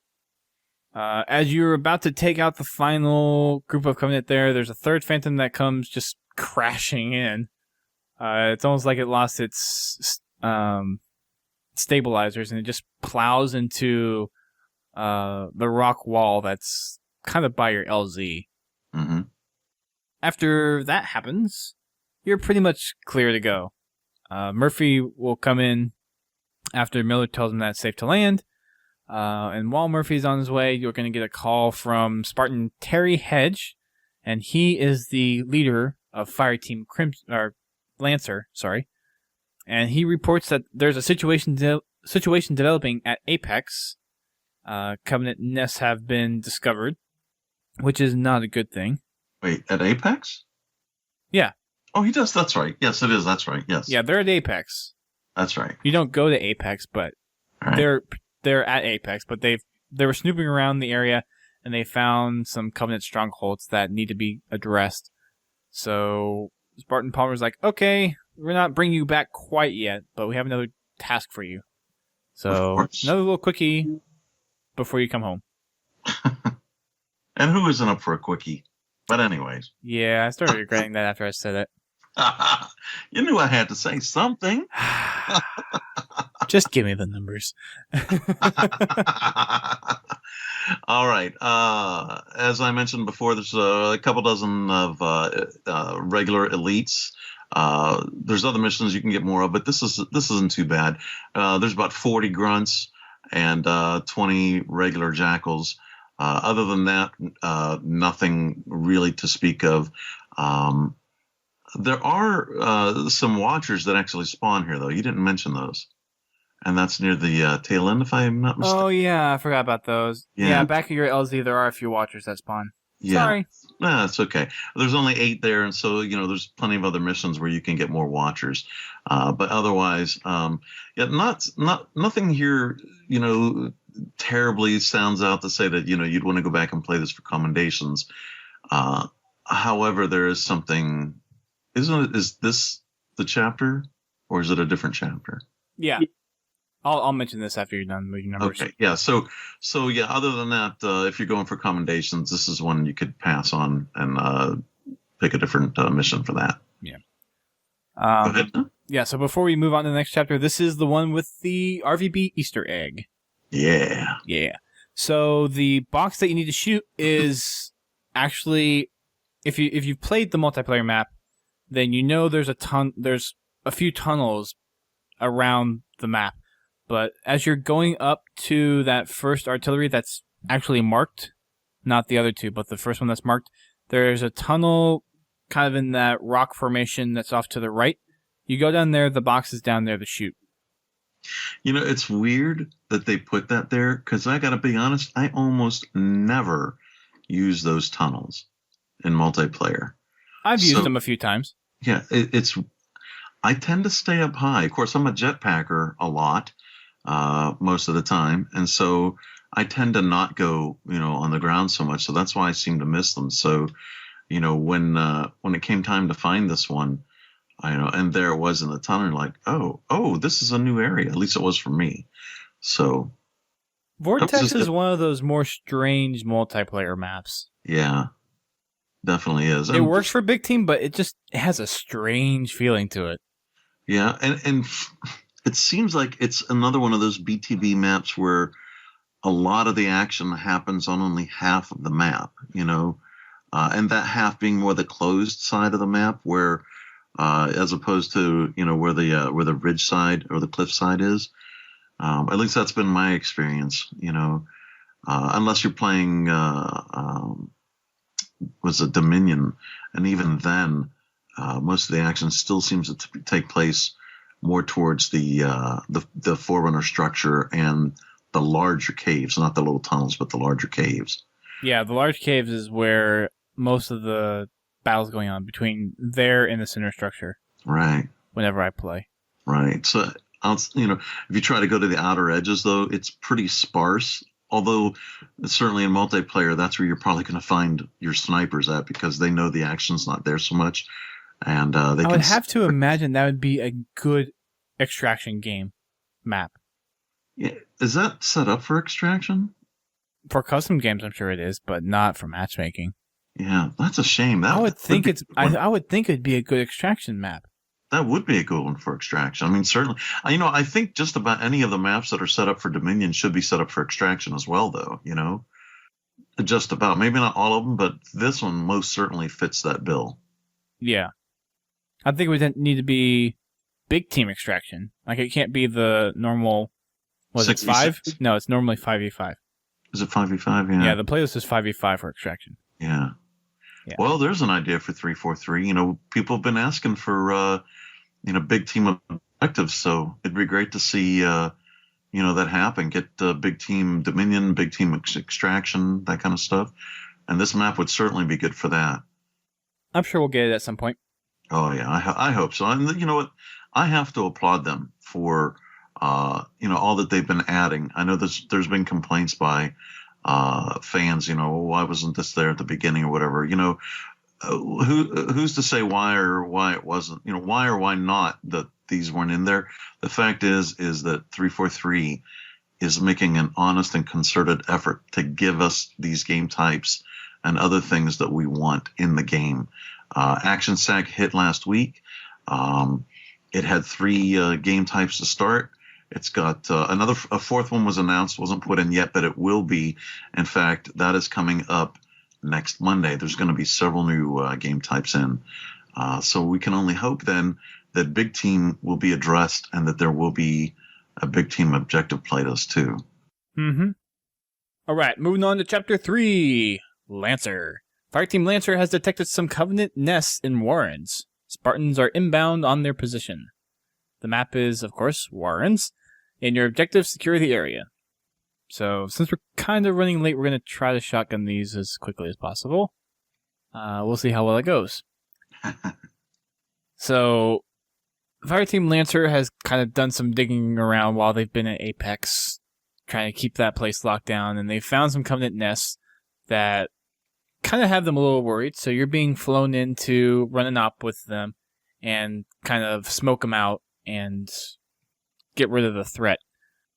So as you make your way in, I like this little first cutscene. You have the 2 pelicans that Fireteam Crimson and Fireteam Lancer are coming in on, and they just drop warthogs on these 2 unfortunate little grunts. Yeah, that was a good scene. I like that one. They go smush. So that's funny. Poor Flip Yap, or Yap or Yap, Yap or Yap Flip. Yep, whatever whatever the names are. Before that happens, though, you're being debriefed by Fireteam Lancer. They've said that there's actually a shield that's been placed, but the generators have been hooked up with active camo. So you need to figure out where those generators are before you can actually take out the shield and then get into the cave system of Warrens to smoke out all the Covenant that are there. So you are given 2 warthogs off the back, so definitely utilize those as you kind of push up. So there's always this one spot where you start in Warrens, and it's all the way off in the back, kind of in this like rocky area with archways and everything. So hop on the warthogs, drive around. There's a few ghosts that'll come by, so there's a good chance you can probably board some of them if you have enough people on there. So if you're running with 3 or 4 people for this op, definitely have one of them go and get one of the ghosts, and then you can have a couple people driving the warthogs with Fireteam Lancer riding shotgun on the turret. And it's nice you actually see another fire team. Mm-hmm. That's really good. And what's cool here is where your starting point on this mission is further back than you've been before, so you actually get to see more of this map now. Because while it's possible to go see that part of the map earlier, you really have no need to. So it got overlooked before. Right. So now you actually have a reason to be there. Indeed. So go around, take out all the ghosts, all the Covenant that are there. Once you get to the shield, you'll find the sniper tower, and there will be an elite there that Miller will indicate as the one holding the controls to the active camouflage. So you just go take him out, and when you do, the shield generators will magically appear, and you just need to take them out. A couple of grenades will do it, or just take the warthogs and just fire away at them until they get destroyed. While you're doing that, though, be careful of an incoming phantom, because there is one that comes in and drops a wraith. So you can position yourself, if you have some people on the ground, to, of course, intercept it when it gets dropped and board it, plant a grenade, do that whole thing. Covenant aren't really smart about that, are they? Mm-mm. Not at all. Do you think they would learn, right? Right? They're the Covenant.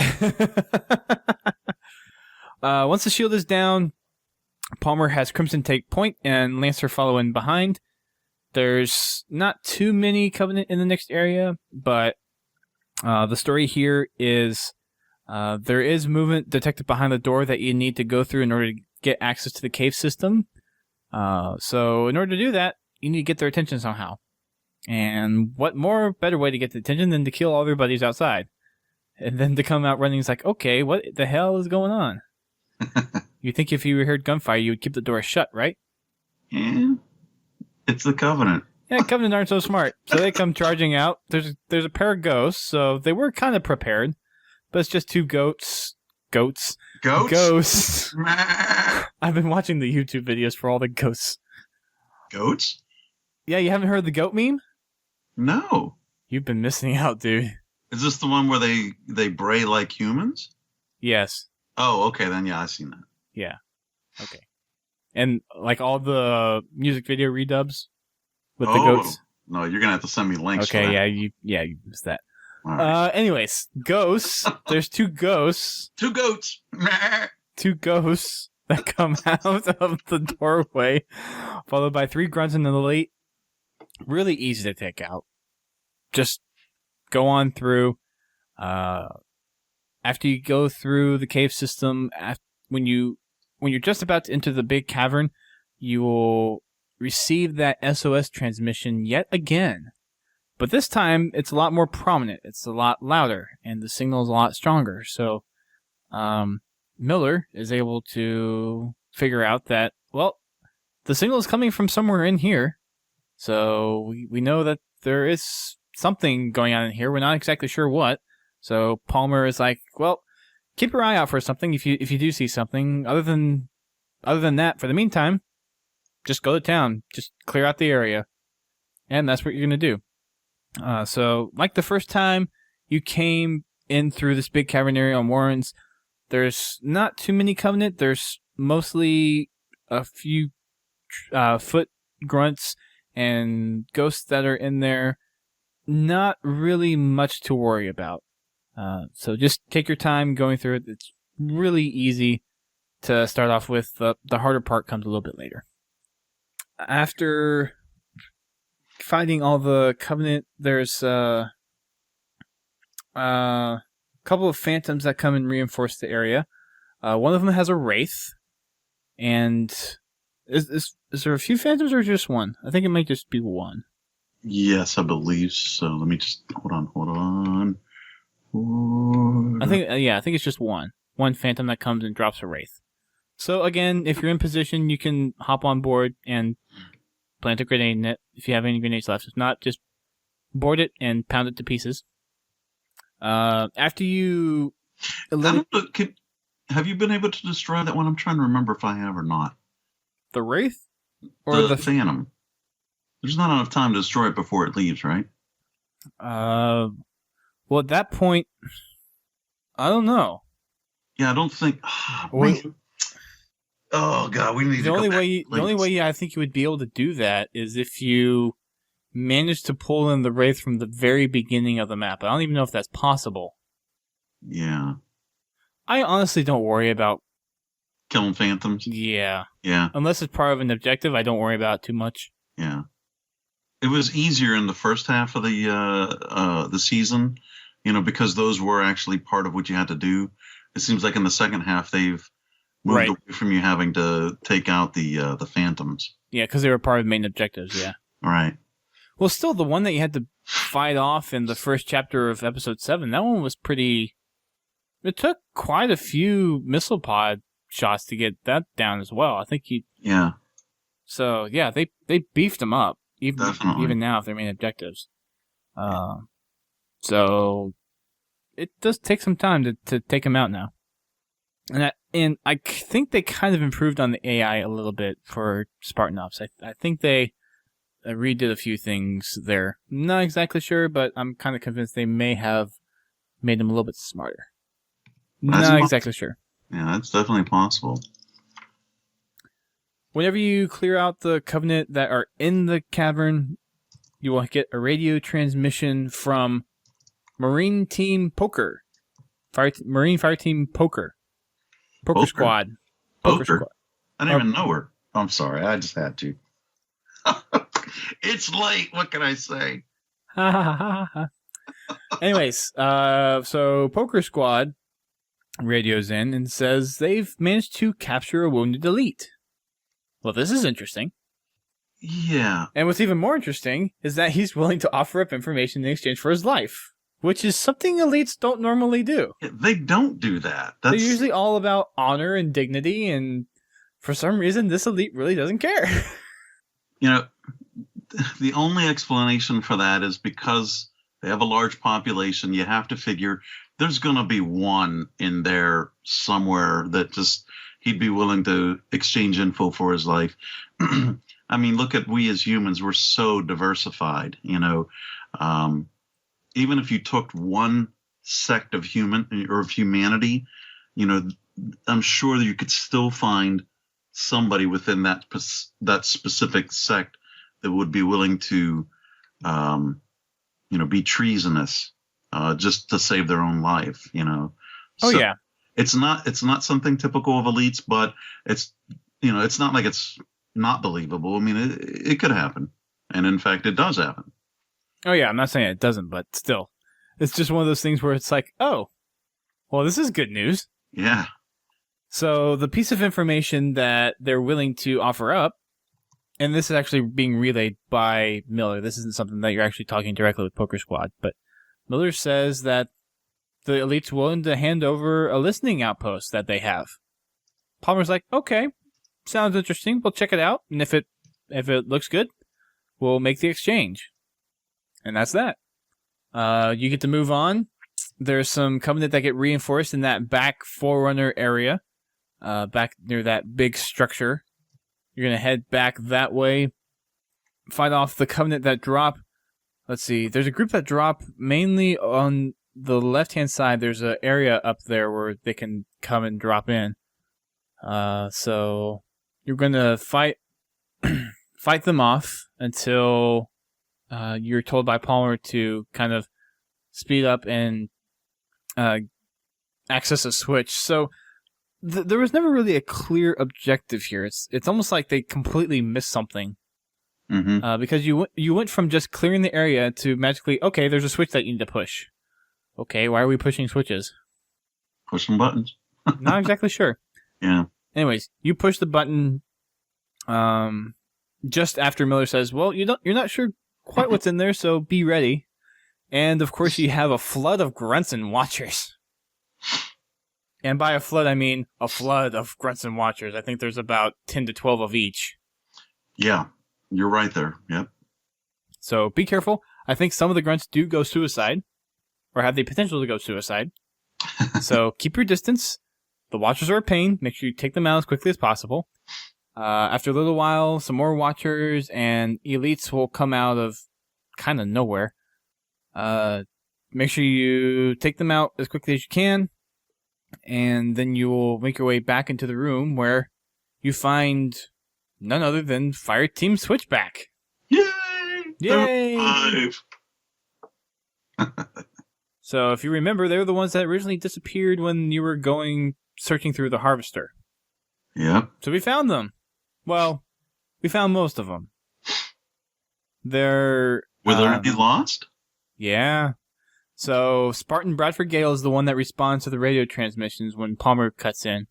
And Palmer asks what happens to Spartan Constable, which was originally Switchback's leader, and Gale regretfully informs her that the Covenant killed her. Okay. So, yeah. I don't remember that. I'm going to have to go back and play that. So, we got most of Switchback. Not all. But Palmer offers up an option to give it right back to the Covenant. Make them pay for what they did. So, Gale's like, we'd be more than happy to oblige. As you make your way back out, there's more dropships that come and drop some elites off on one of the kind of Forerunner landing pad type things.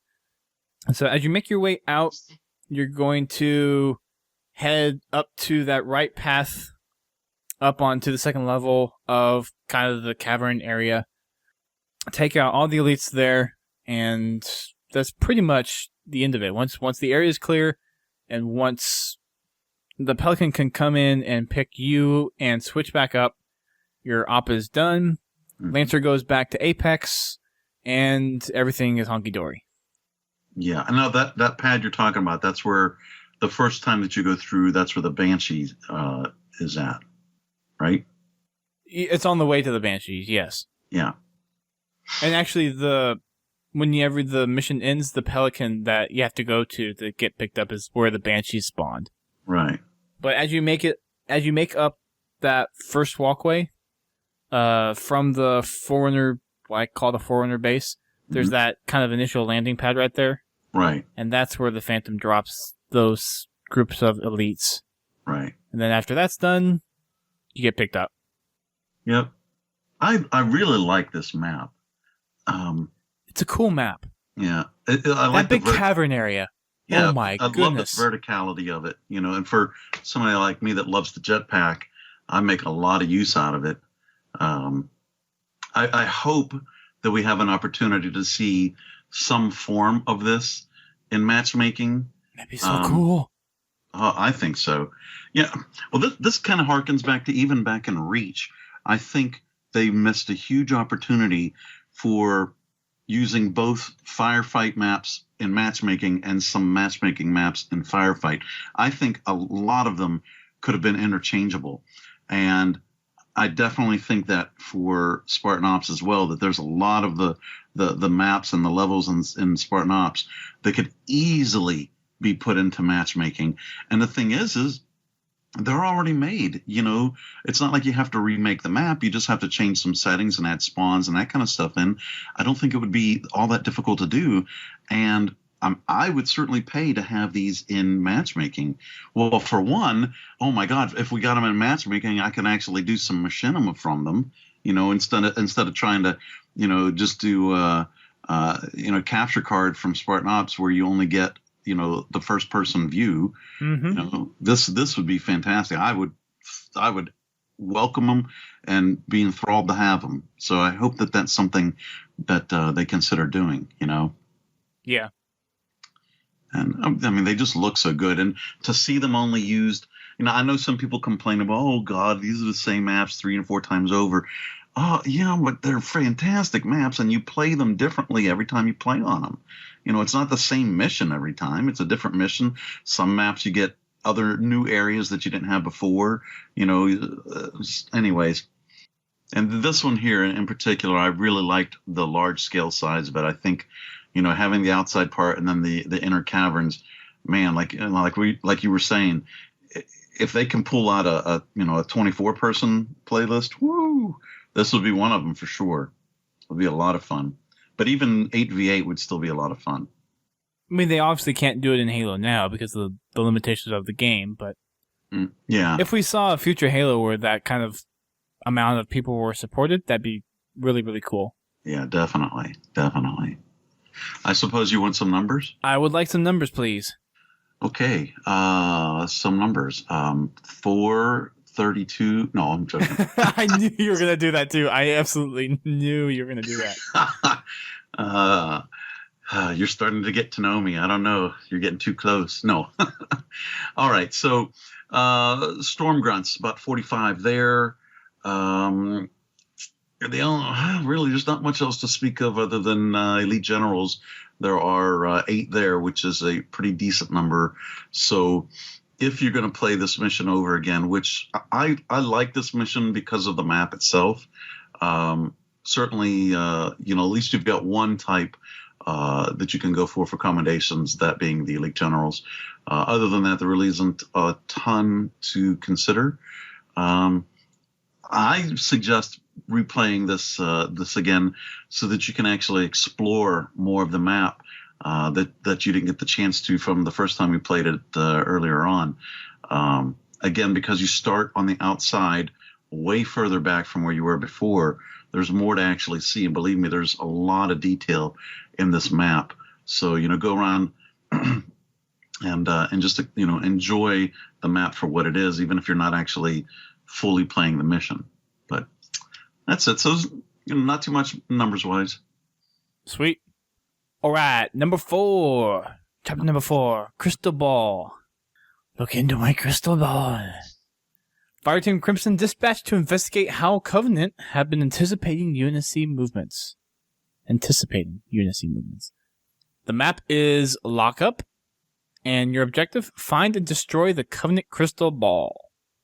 Okay, so for here, you're taking some of that intelligence that Marine Squad Poker Squad was able to extract from the Elite, and you're checking it out to see if it actually amounts to anything solid. So you get dropped off at the same place that you were originally picked up on the first chapter of episode 6. So right after you were captured and you were extracted, you were being brought right back into this landing pad and dropped off there. A few grunts are in the area, a couple jackals, there's some plasma turrets that have been stood up as well. Most of these encounters for the first wave of enemies is really easy to take care of, just headshot grunts and you're good to go. There's going to be a second wave that get reinforced from the doors of where what was the squad that was trapped before? That's the same one that Murphy was in. Yeah. Yeah. Oh God, I can't remember their name now. I'm looking. Icebreaker. Icebreaker. Yes, there you go. Notes are good for something. So, back in that area where Icebreaker was first being held is where some more Covenant reinforcements are going to come from. There's some elites, there's some grunts, there's some jackals, there's a mix of just about everything, but it's nothing too big to worry about. Right. So, your first objective, of course, is just to clear the area where you land. And then you're going to be pointed to the door that you need to go through to get to the next section. Instead of going to the right, which is where you came from originally, you're going to go to the left. And once you open the door, you're going to encounter a plasma turret and... I want to say there's a sniper jackal, but I don't think so. Well, there's snipers abounding in this mission, but there is an elite at the top. I know there are the grunts, and there's one there with the plasma cannon. Mm-hmm. There is an elite. I'm trying to look at my notes here real quick too. I'm going to say no on the sniper jackal because I don't see it here in my notes either. Yeah, I don't see it either. Anyways, once you get to the door. Miller actually also find that there's interference around the radio frequencies that Crimson's comms are using, so it's kind of verifying that there's probably some other tech here. So Palmer is like, okay, we're going to add jammers on the list of things to look out for. Once you go up this ramp and hallway, the place you come out is actually that kind of Coliseum corridor room kind of thing. I don't know if there's a special name for that. It probably is. It's the first area you were initially being held captive. Right. So you are... That's referring to episode 6, chapter 1. Right. Sorry. Thanks for clarifying. No problem. That's why there's 2 of us. Yep. In that chamber area, there's going to be 2 wraiths, and Miller also spots out the 3 jammers that are there. And he's able to figure out their jammers by using known signatures from energy outputs of them. So a simple grenade will take each one of these out very easily. There's one over in the area where you're captured. There's one on the top middle section. And then there's one opposing the first one over on the right-hand side, close to the door to the adjacent corridor. There's also something. If they're jammers, how is it that he's even able to tell you that? So they must not be very good jammers. Maybe they bought them at Walmart or something. I don't know. So they can't really be jamming the same radio frequencies that they're using to receive on the thing that we'll find here in a second. Mm-hmm. But so if you listen to what Miller said, he basically said that they found interference around the frequencies. So that means that everything. So like if all the Spartan teams uses the same frequency and they have like codes to differentiate like encryption for which team they use. I think that what he was basically saying is that surrounding those frequencies, Covenant have put up jammers, so they're kind of able to hide. Covenant transmission. No. I think hide more of those kind of surrounding bands of those frequencies. It's a little murky. Yeah. Because if you have static in a certain area, then you wouldn't really look to one specific frequency in a certain spectrum of frequencies. And I think that's kind of wise. They're looking more to seem like they're jamming an area, where in reality they're just jamming a certain spectrum around a certain frequency. Okay. That's your science lesson for today, kids. That's my best guess. That sounds good. We'll go with that. All right. In addition to the jammers, there's also 2 wraiths that you need to look out for. Now, these are actually not too hard to take out because of how enclosed the area actually is, despite its size. So there's the 2 bridges that connect the inner ring platform to the outer ramps and the doors. Mm-hmm. And the first wraith that is actually closest to you, where you can get access to, is pretty close. You can just run down the ramp almost and board it almost instantaneously. The second one's a little bit more difficult, but just about any point where you're in that top middle section, you can run and jump and get to one of those wraiths just because of how enclosed the area actually is. So, now, was it you that I was playing with? I'm not sure, but I know that I was playing with somebody where we each were able to board the wraith from the front, and we didn't melee them, and they didn't shoot at either one at each other because they would have hurt each other. And it was just the 2 of us. So I'm thinking that if you do that with more than 2 people, if you have 2 people that board the wraiths from the front and they don't shoot at each other for fear of killing each other, then maybe the 3rd and 4th persons could take the wraiths out without anybody being killed. So I don't think that was with me. Okay. I wish we could have saved video. I know you've got a capture card. I'm not set up for that, unfortunately.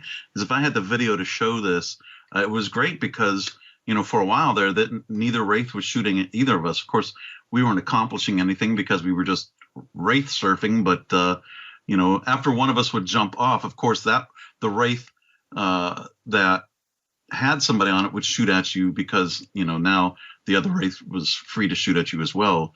So we had to carefully go back and forth to take the wraiths out like that. But yep. Yeah. There was a time when I was trying to do the wraith achievement in campaign where my friend and I were doing the same thing. Mm-hmm. And when I would get on a wraith, the other wraiths wouldn't shoot me because I was on a wraith that they controlled. Right. So, yeah, I'm assuming the same kind of logic applies to their AI logic. In Spartan Ops, yeah. Yeah. But no, that makes sense. After you take out the jammers and the wraiths in there's going to be a few other phantoms that come by. And I was actually watching the footage when I was writing up the document, and I forgot that we kind of actually glitched this chapter. Remember when that pelican came down and the wraith just hung there? Yes. For 3 minutes? Yeah. That was funny. I need to clip that and send it to Rooster Teeth. I really do. Definitely. What were they doing? What were they waiting for? I don't know. It was just stuck, and we took out the wraith, and the phantom was just sitting there, la-di-da-di-da. And about 2-3 minutes later, it finally came down, dropped the carcass, the destroyed wraith, and then moved on, dropped off another payload of Covenant, and then went on its merry way. We took out the Covenant, and we moved on. Yeah. Very strange. Yeah, some strange stuff happens in Halo sometimes. Moving on, after all the enemies have been taken out in this corridor, you're going to be notified by Miller that there's a strange transmission coming from the corridor adjacent to you. So you're going to run up to the door that indicates it's the big one that you went through the first time you were going through there. And when the door opens, you find a pelican. How did that get there? I don't know. It's kind of strange, but it solves the mystery of how the Covenant have been able to track us. Certainly. It's unfortunate, though, that it's so high up that you really can't get to it. Yeah. It's kind of weird, but After a little bit of research, it's actually a Pelican that was assumed to be destroyed when an army convoy got shot down near Cauldron Base. So leave it to the army to leave their stuff behind. Yeah. And if you're in the army, I'm sorry. I'm sure we have a few people in the army that are listening. I'm sure. Yeah, but we're not talking about the armed forces now. We're talking about a fictitious army 500 years from now. So has no bearing on our current forces, which are the most awesome in the world. Indeed. So it's obvious now that the Covenant have been using the Pelican's communication system in order to really eavesdrop on Infinity and UNSC and whatever other comms that the Pelican can get into, all those conversations, and it's probably been why they've been able to anticipate your every move up until now. It also turns out that the energy tethers that are holding the Pelican in place are actually the ones that have integrated into the communication system. So, of course, seeing that a Pelican has been captured by the Covenant is just burns through Palmer. It's like, I don't want anyone left standing. I want everyone that's here that knows of this Pelican's existence gone. So you're off to clear out the area. There's more reinforcements that come by. Do you think it was really necessary to take that Pelican out, though? We had this conversation before, didn't we? Really? Yeah, I think so. It's a smart thing to do. You don't know what other Covenant tech that is put in there, and if you try to bring it back, who knows what kind of backdoor hacks that they put on that thing. Yeah, I guess. It's better just to take it out. I guess. It just seems like a waste to me, but I mean, that does make sense. You have to kind of look at the pros and cons, but... Right. Yeah. They could have had explosive devices on it, or certainly tracking devices. Sabotage. Yep. Yeah. But yeah, after a few waves of phantoms, with two pairs of hunters that you need to take out, evac comes in, Miller calls Dalton to come pick you up, and Palmer orders an airstrike on the Pelican so it can be destroyed. And hopefully that'll stop the Covenant from eavesdropping on a lot of conversations and pinpointing your next and every move. Hopefully. Yeah. All right, numbers. Numbers 4, chapter 4. Numbers. Yeah. Again, this is not one that's glorious for any commendations. You got a few ultras in there, about 10 ultras. Other than that, everything else is fairly low. I mean, you do have some grunts, but there are other missions you can get more in.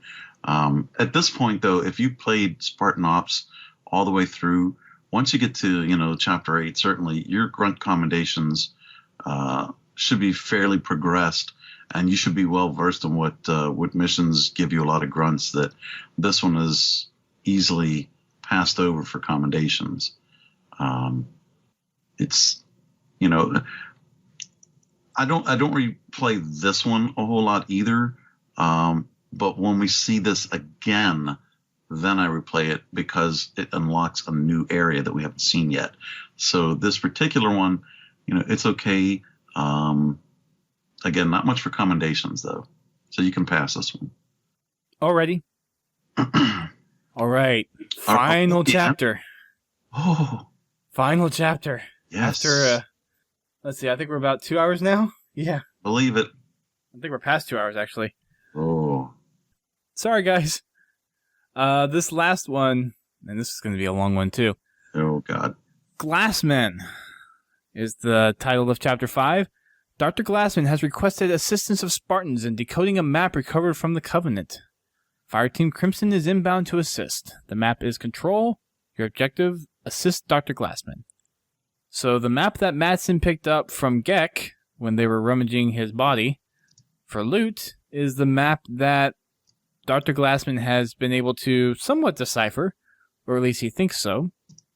So what he wants is help from Fireteam Crimson to go around to some of these sites, activate some Forerunner tech, and see what happens. See if he's able to accurately read the map. And Spartan Palm's like, all right, oh, I'll give this a go.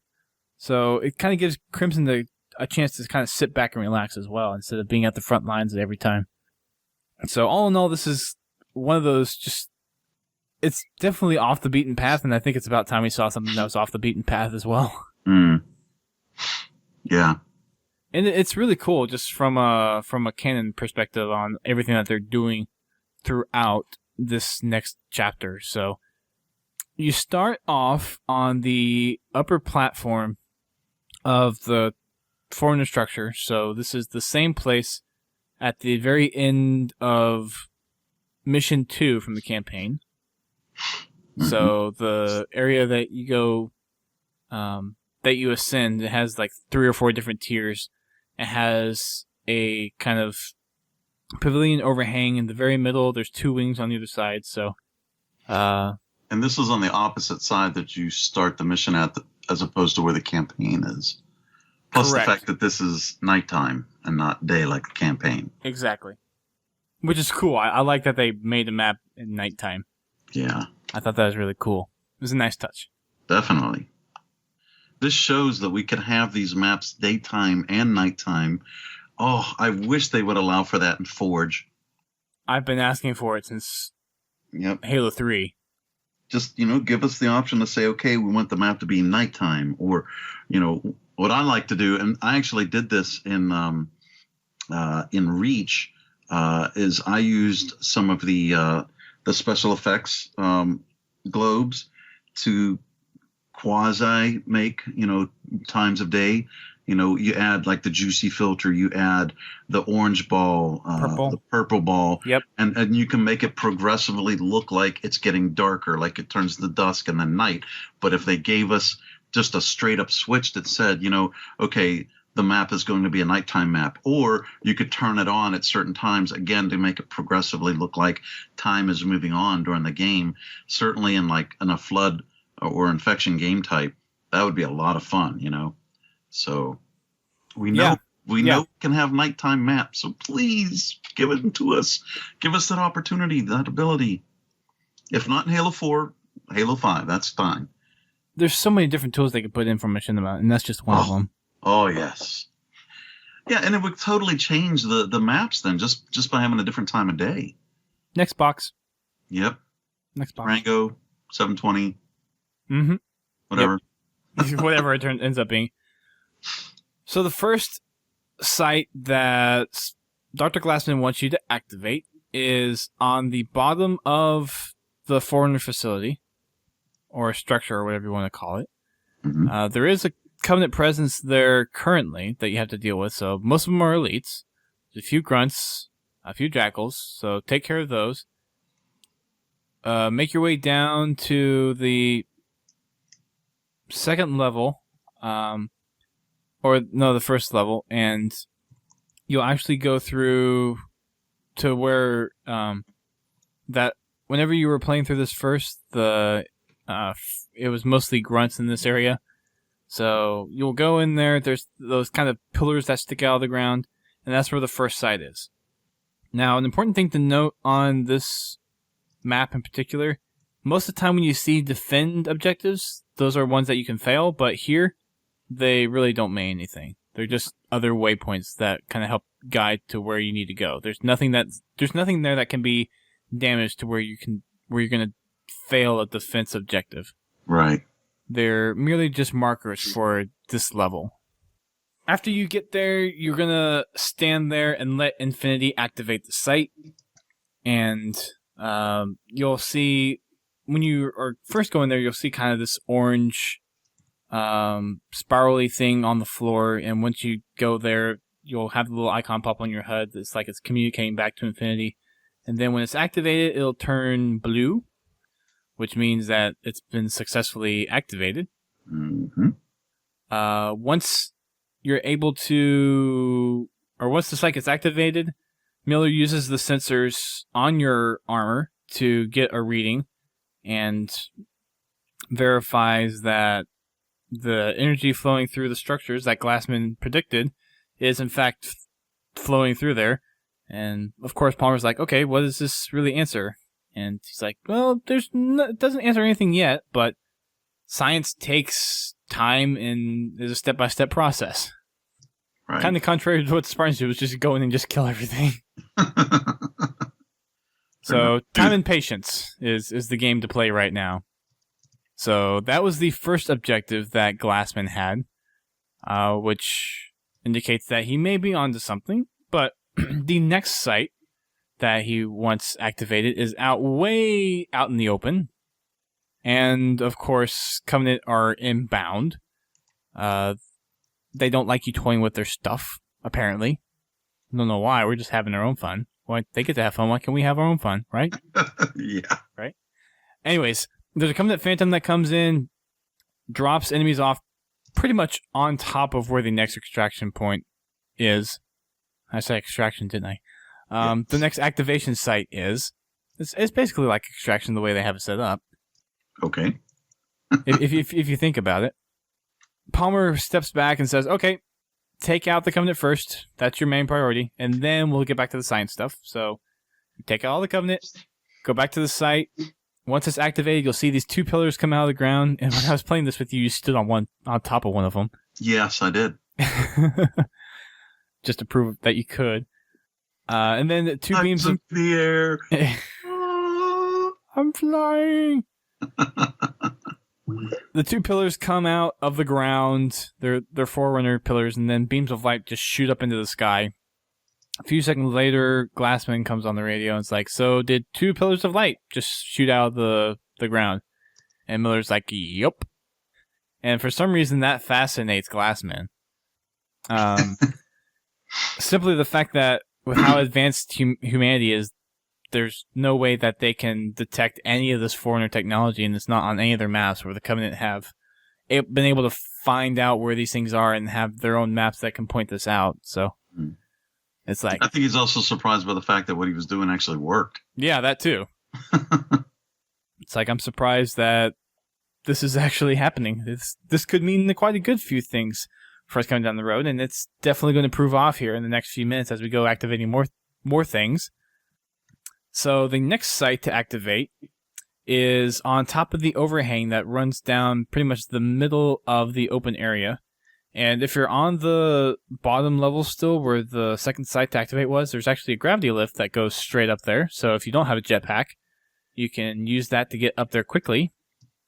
And according to Glassman, it'll deploy some defenses. And of course, there's these little walls that kind of shoot out of the ground for you to kind of duck behind as yet another Phantom comes and drops enemies off closer to the Forerunner structure.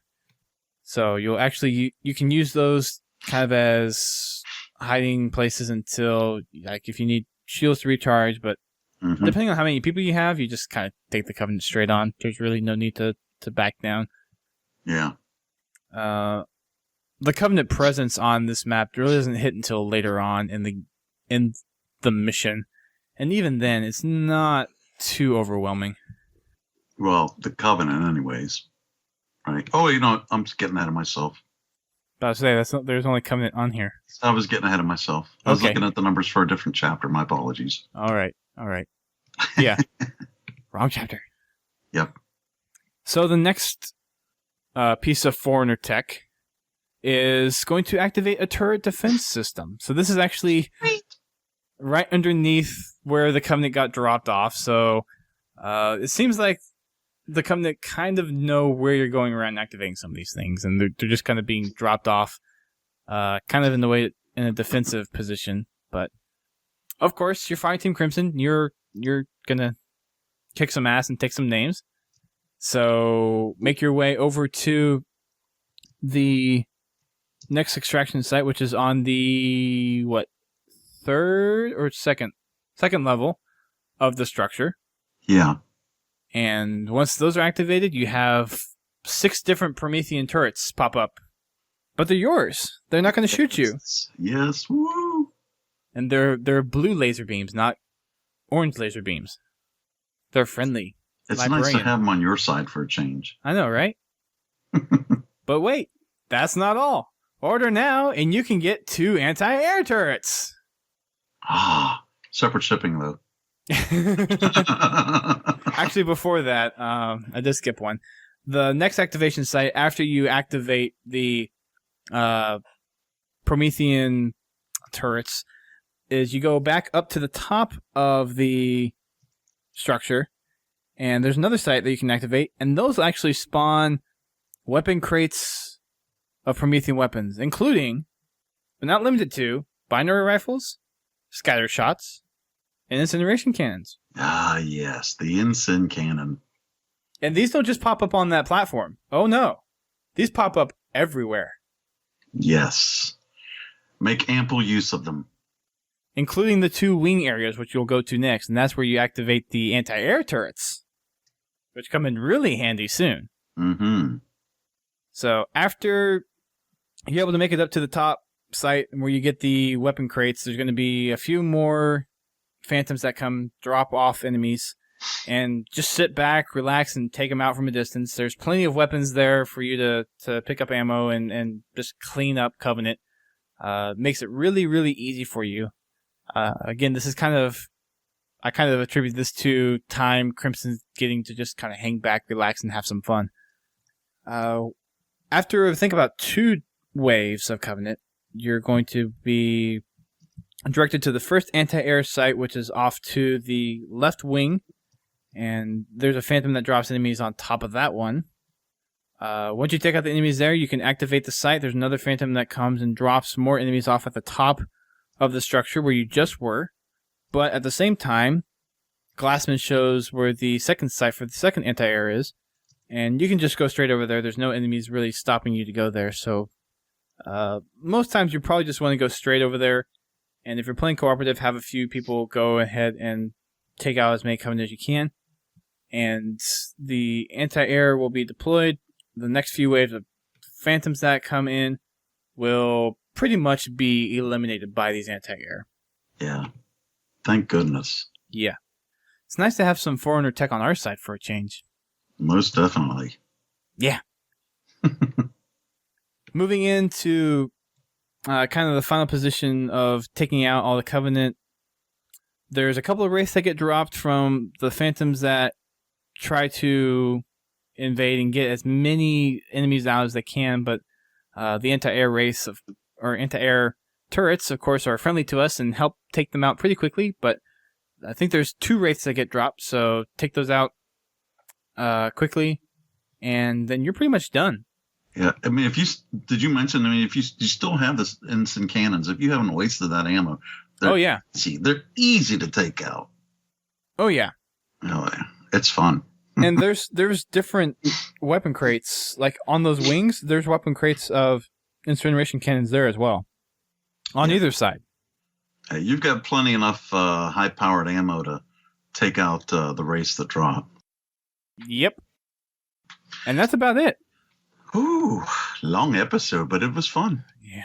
You got numbers for our last one? I do. As we mentioned, of course, if you're looking to work on wraiths, this is a good one for that. There's a little better than 24 Jackal Rangers. Other than that, not a whole lot else. But this one, I actually like replaying this one because the fact that you have all these different objectives to do, that you have the Forerunner tech on your side, getting the chance to use the incineration cannon a lot and against the wraiths. I just found this one to be just all-out fun to play, and it felt like a mini campaign mission because of all the different things that you had to do. So I recommend replaying this one, certainly for the fun factor, and then secondary to that being the race to get to work on for commendations. Cool. Alrighty. Well, sorry for the long episode, guys. We had a lot to talk about, a couple of tangents. Right. So that kind of attributed to some of it. But other than that, I think we had a lot of good discussions. This is definitely one of the more jam-packed episodes, I think. There's a lot more plot development in the next 2 episodes, but I think in terms of gameplay stuff, it's not as in-depth as it was for this episode. So hopefully the next 2 won't be as long as this one was. Yeah. Hopefully. Maybe no guarantees. 9 might not be, but I think 10 being the last one, we'll probably have a little bit extra towards the end there to talk about, unless we're going to do a whole season recap podcast, which we probably will, and we'll probably have a podcast to include the epilogue. Yeah, which is very important for sure. A lot to talk about on that. Lots to talk about on that one. Yep. Yeah. All right, guys. Thank you for tuning in. This has been episode 8 for our Spartan Ops coverage, and we will continue with episode 9 next week, which is Key. Key, not keys. Key. Key, singular. Yep. A very important key. Yes. So we will unravel those mysteries next time. But until then, keep it real. I'm going to bed. Sal's going to bed. We're all going to bed. Actually, I think I'm going to go play some Halo 4. Okay, you can go play some Halo 4. I'm going to go edit this as quickly as I can and then go to bed. Okay. Thanks again, guys, for listening, and we will see you next time. See ya.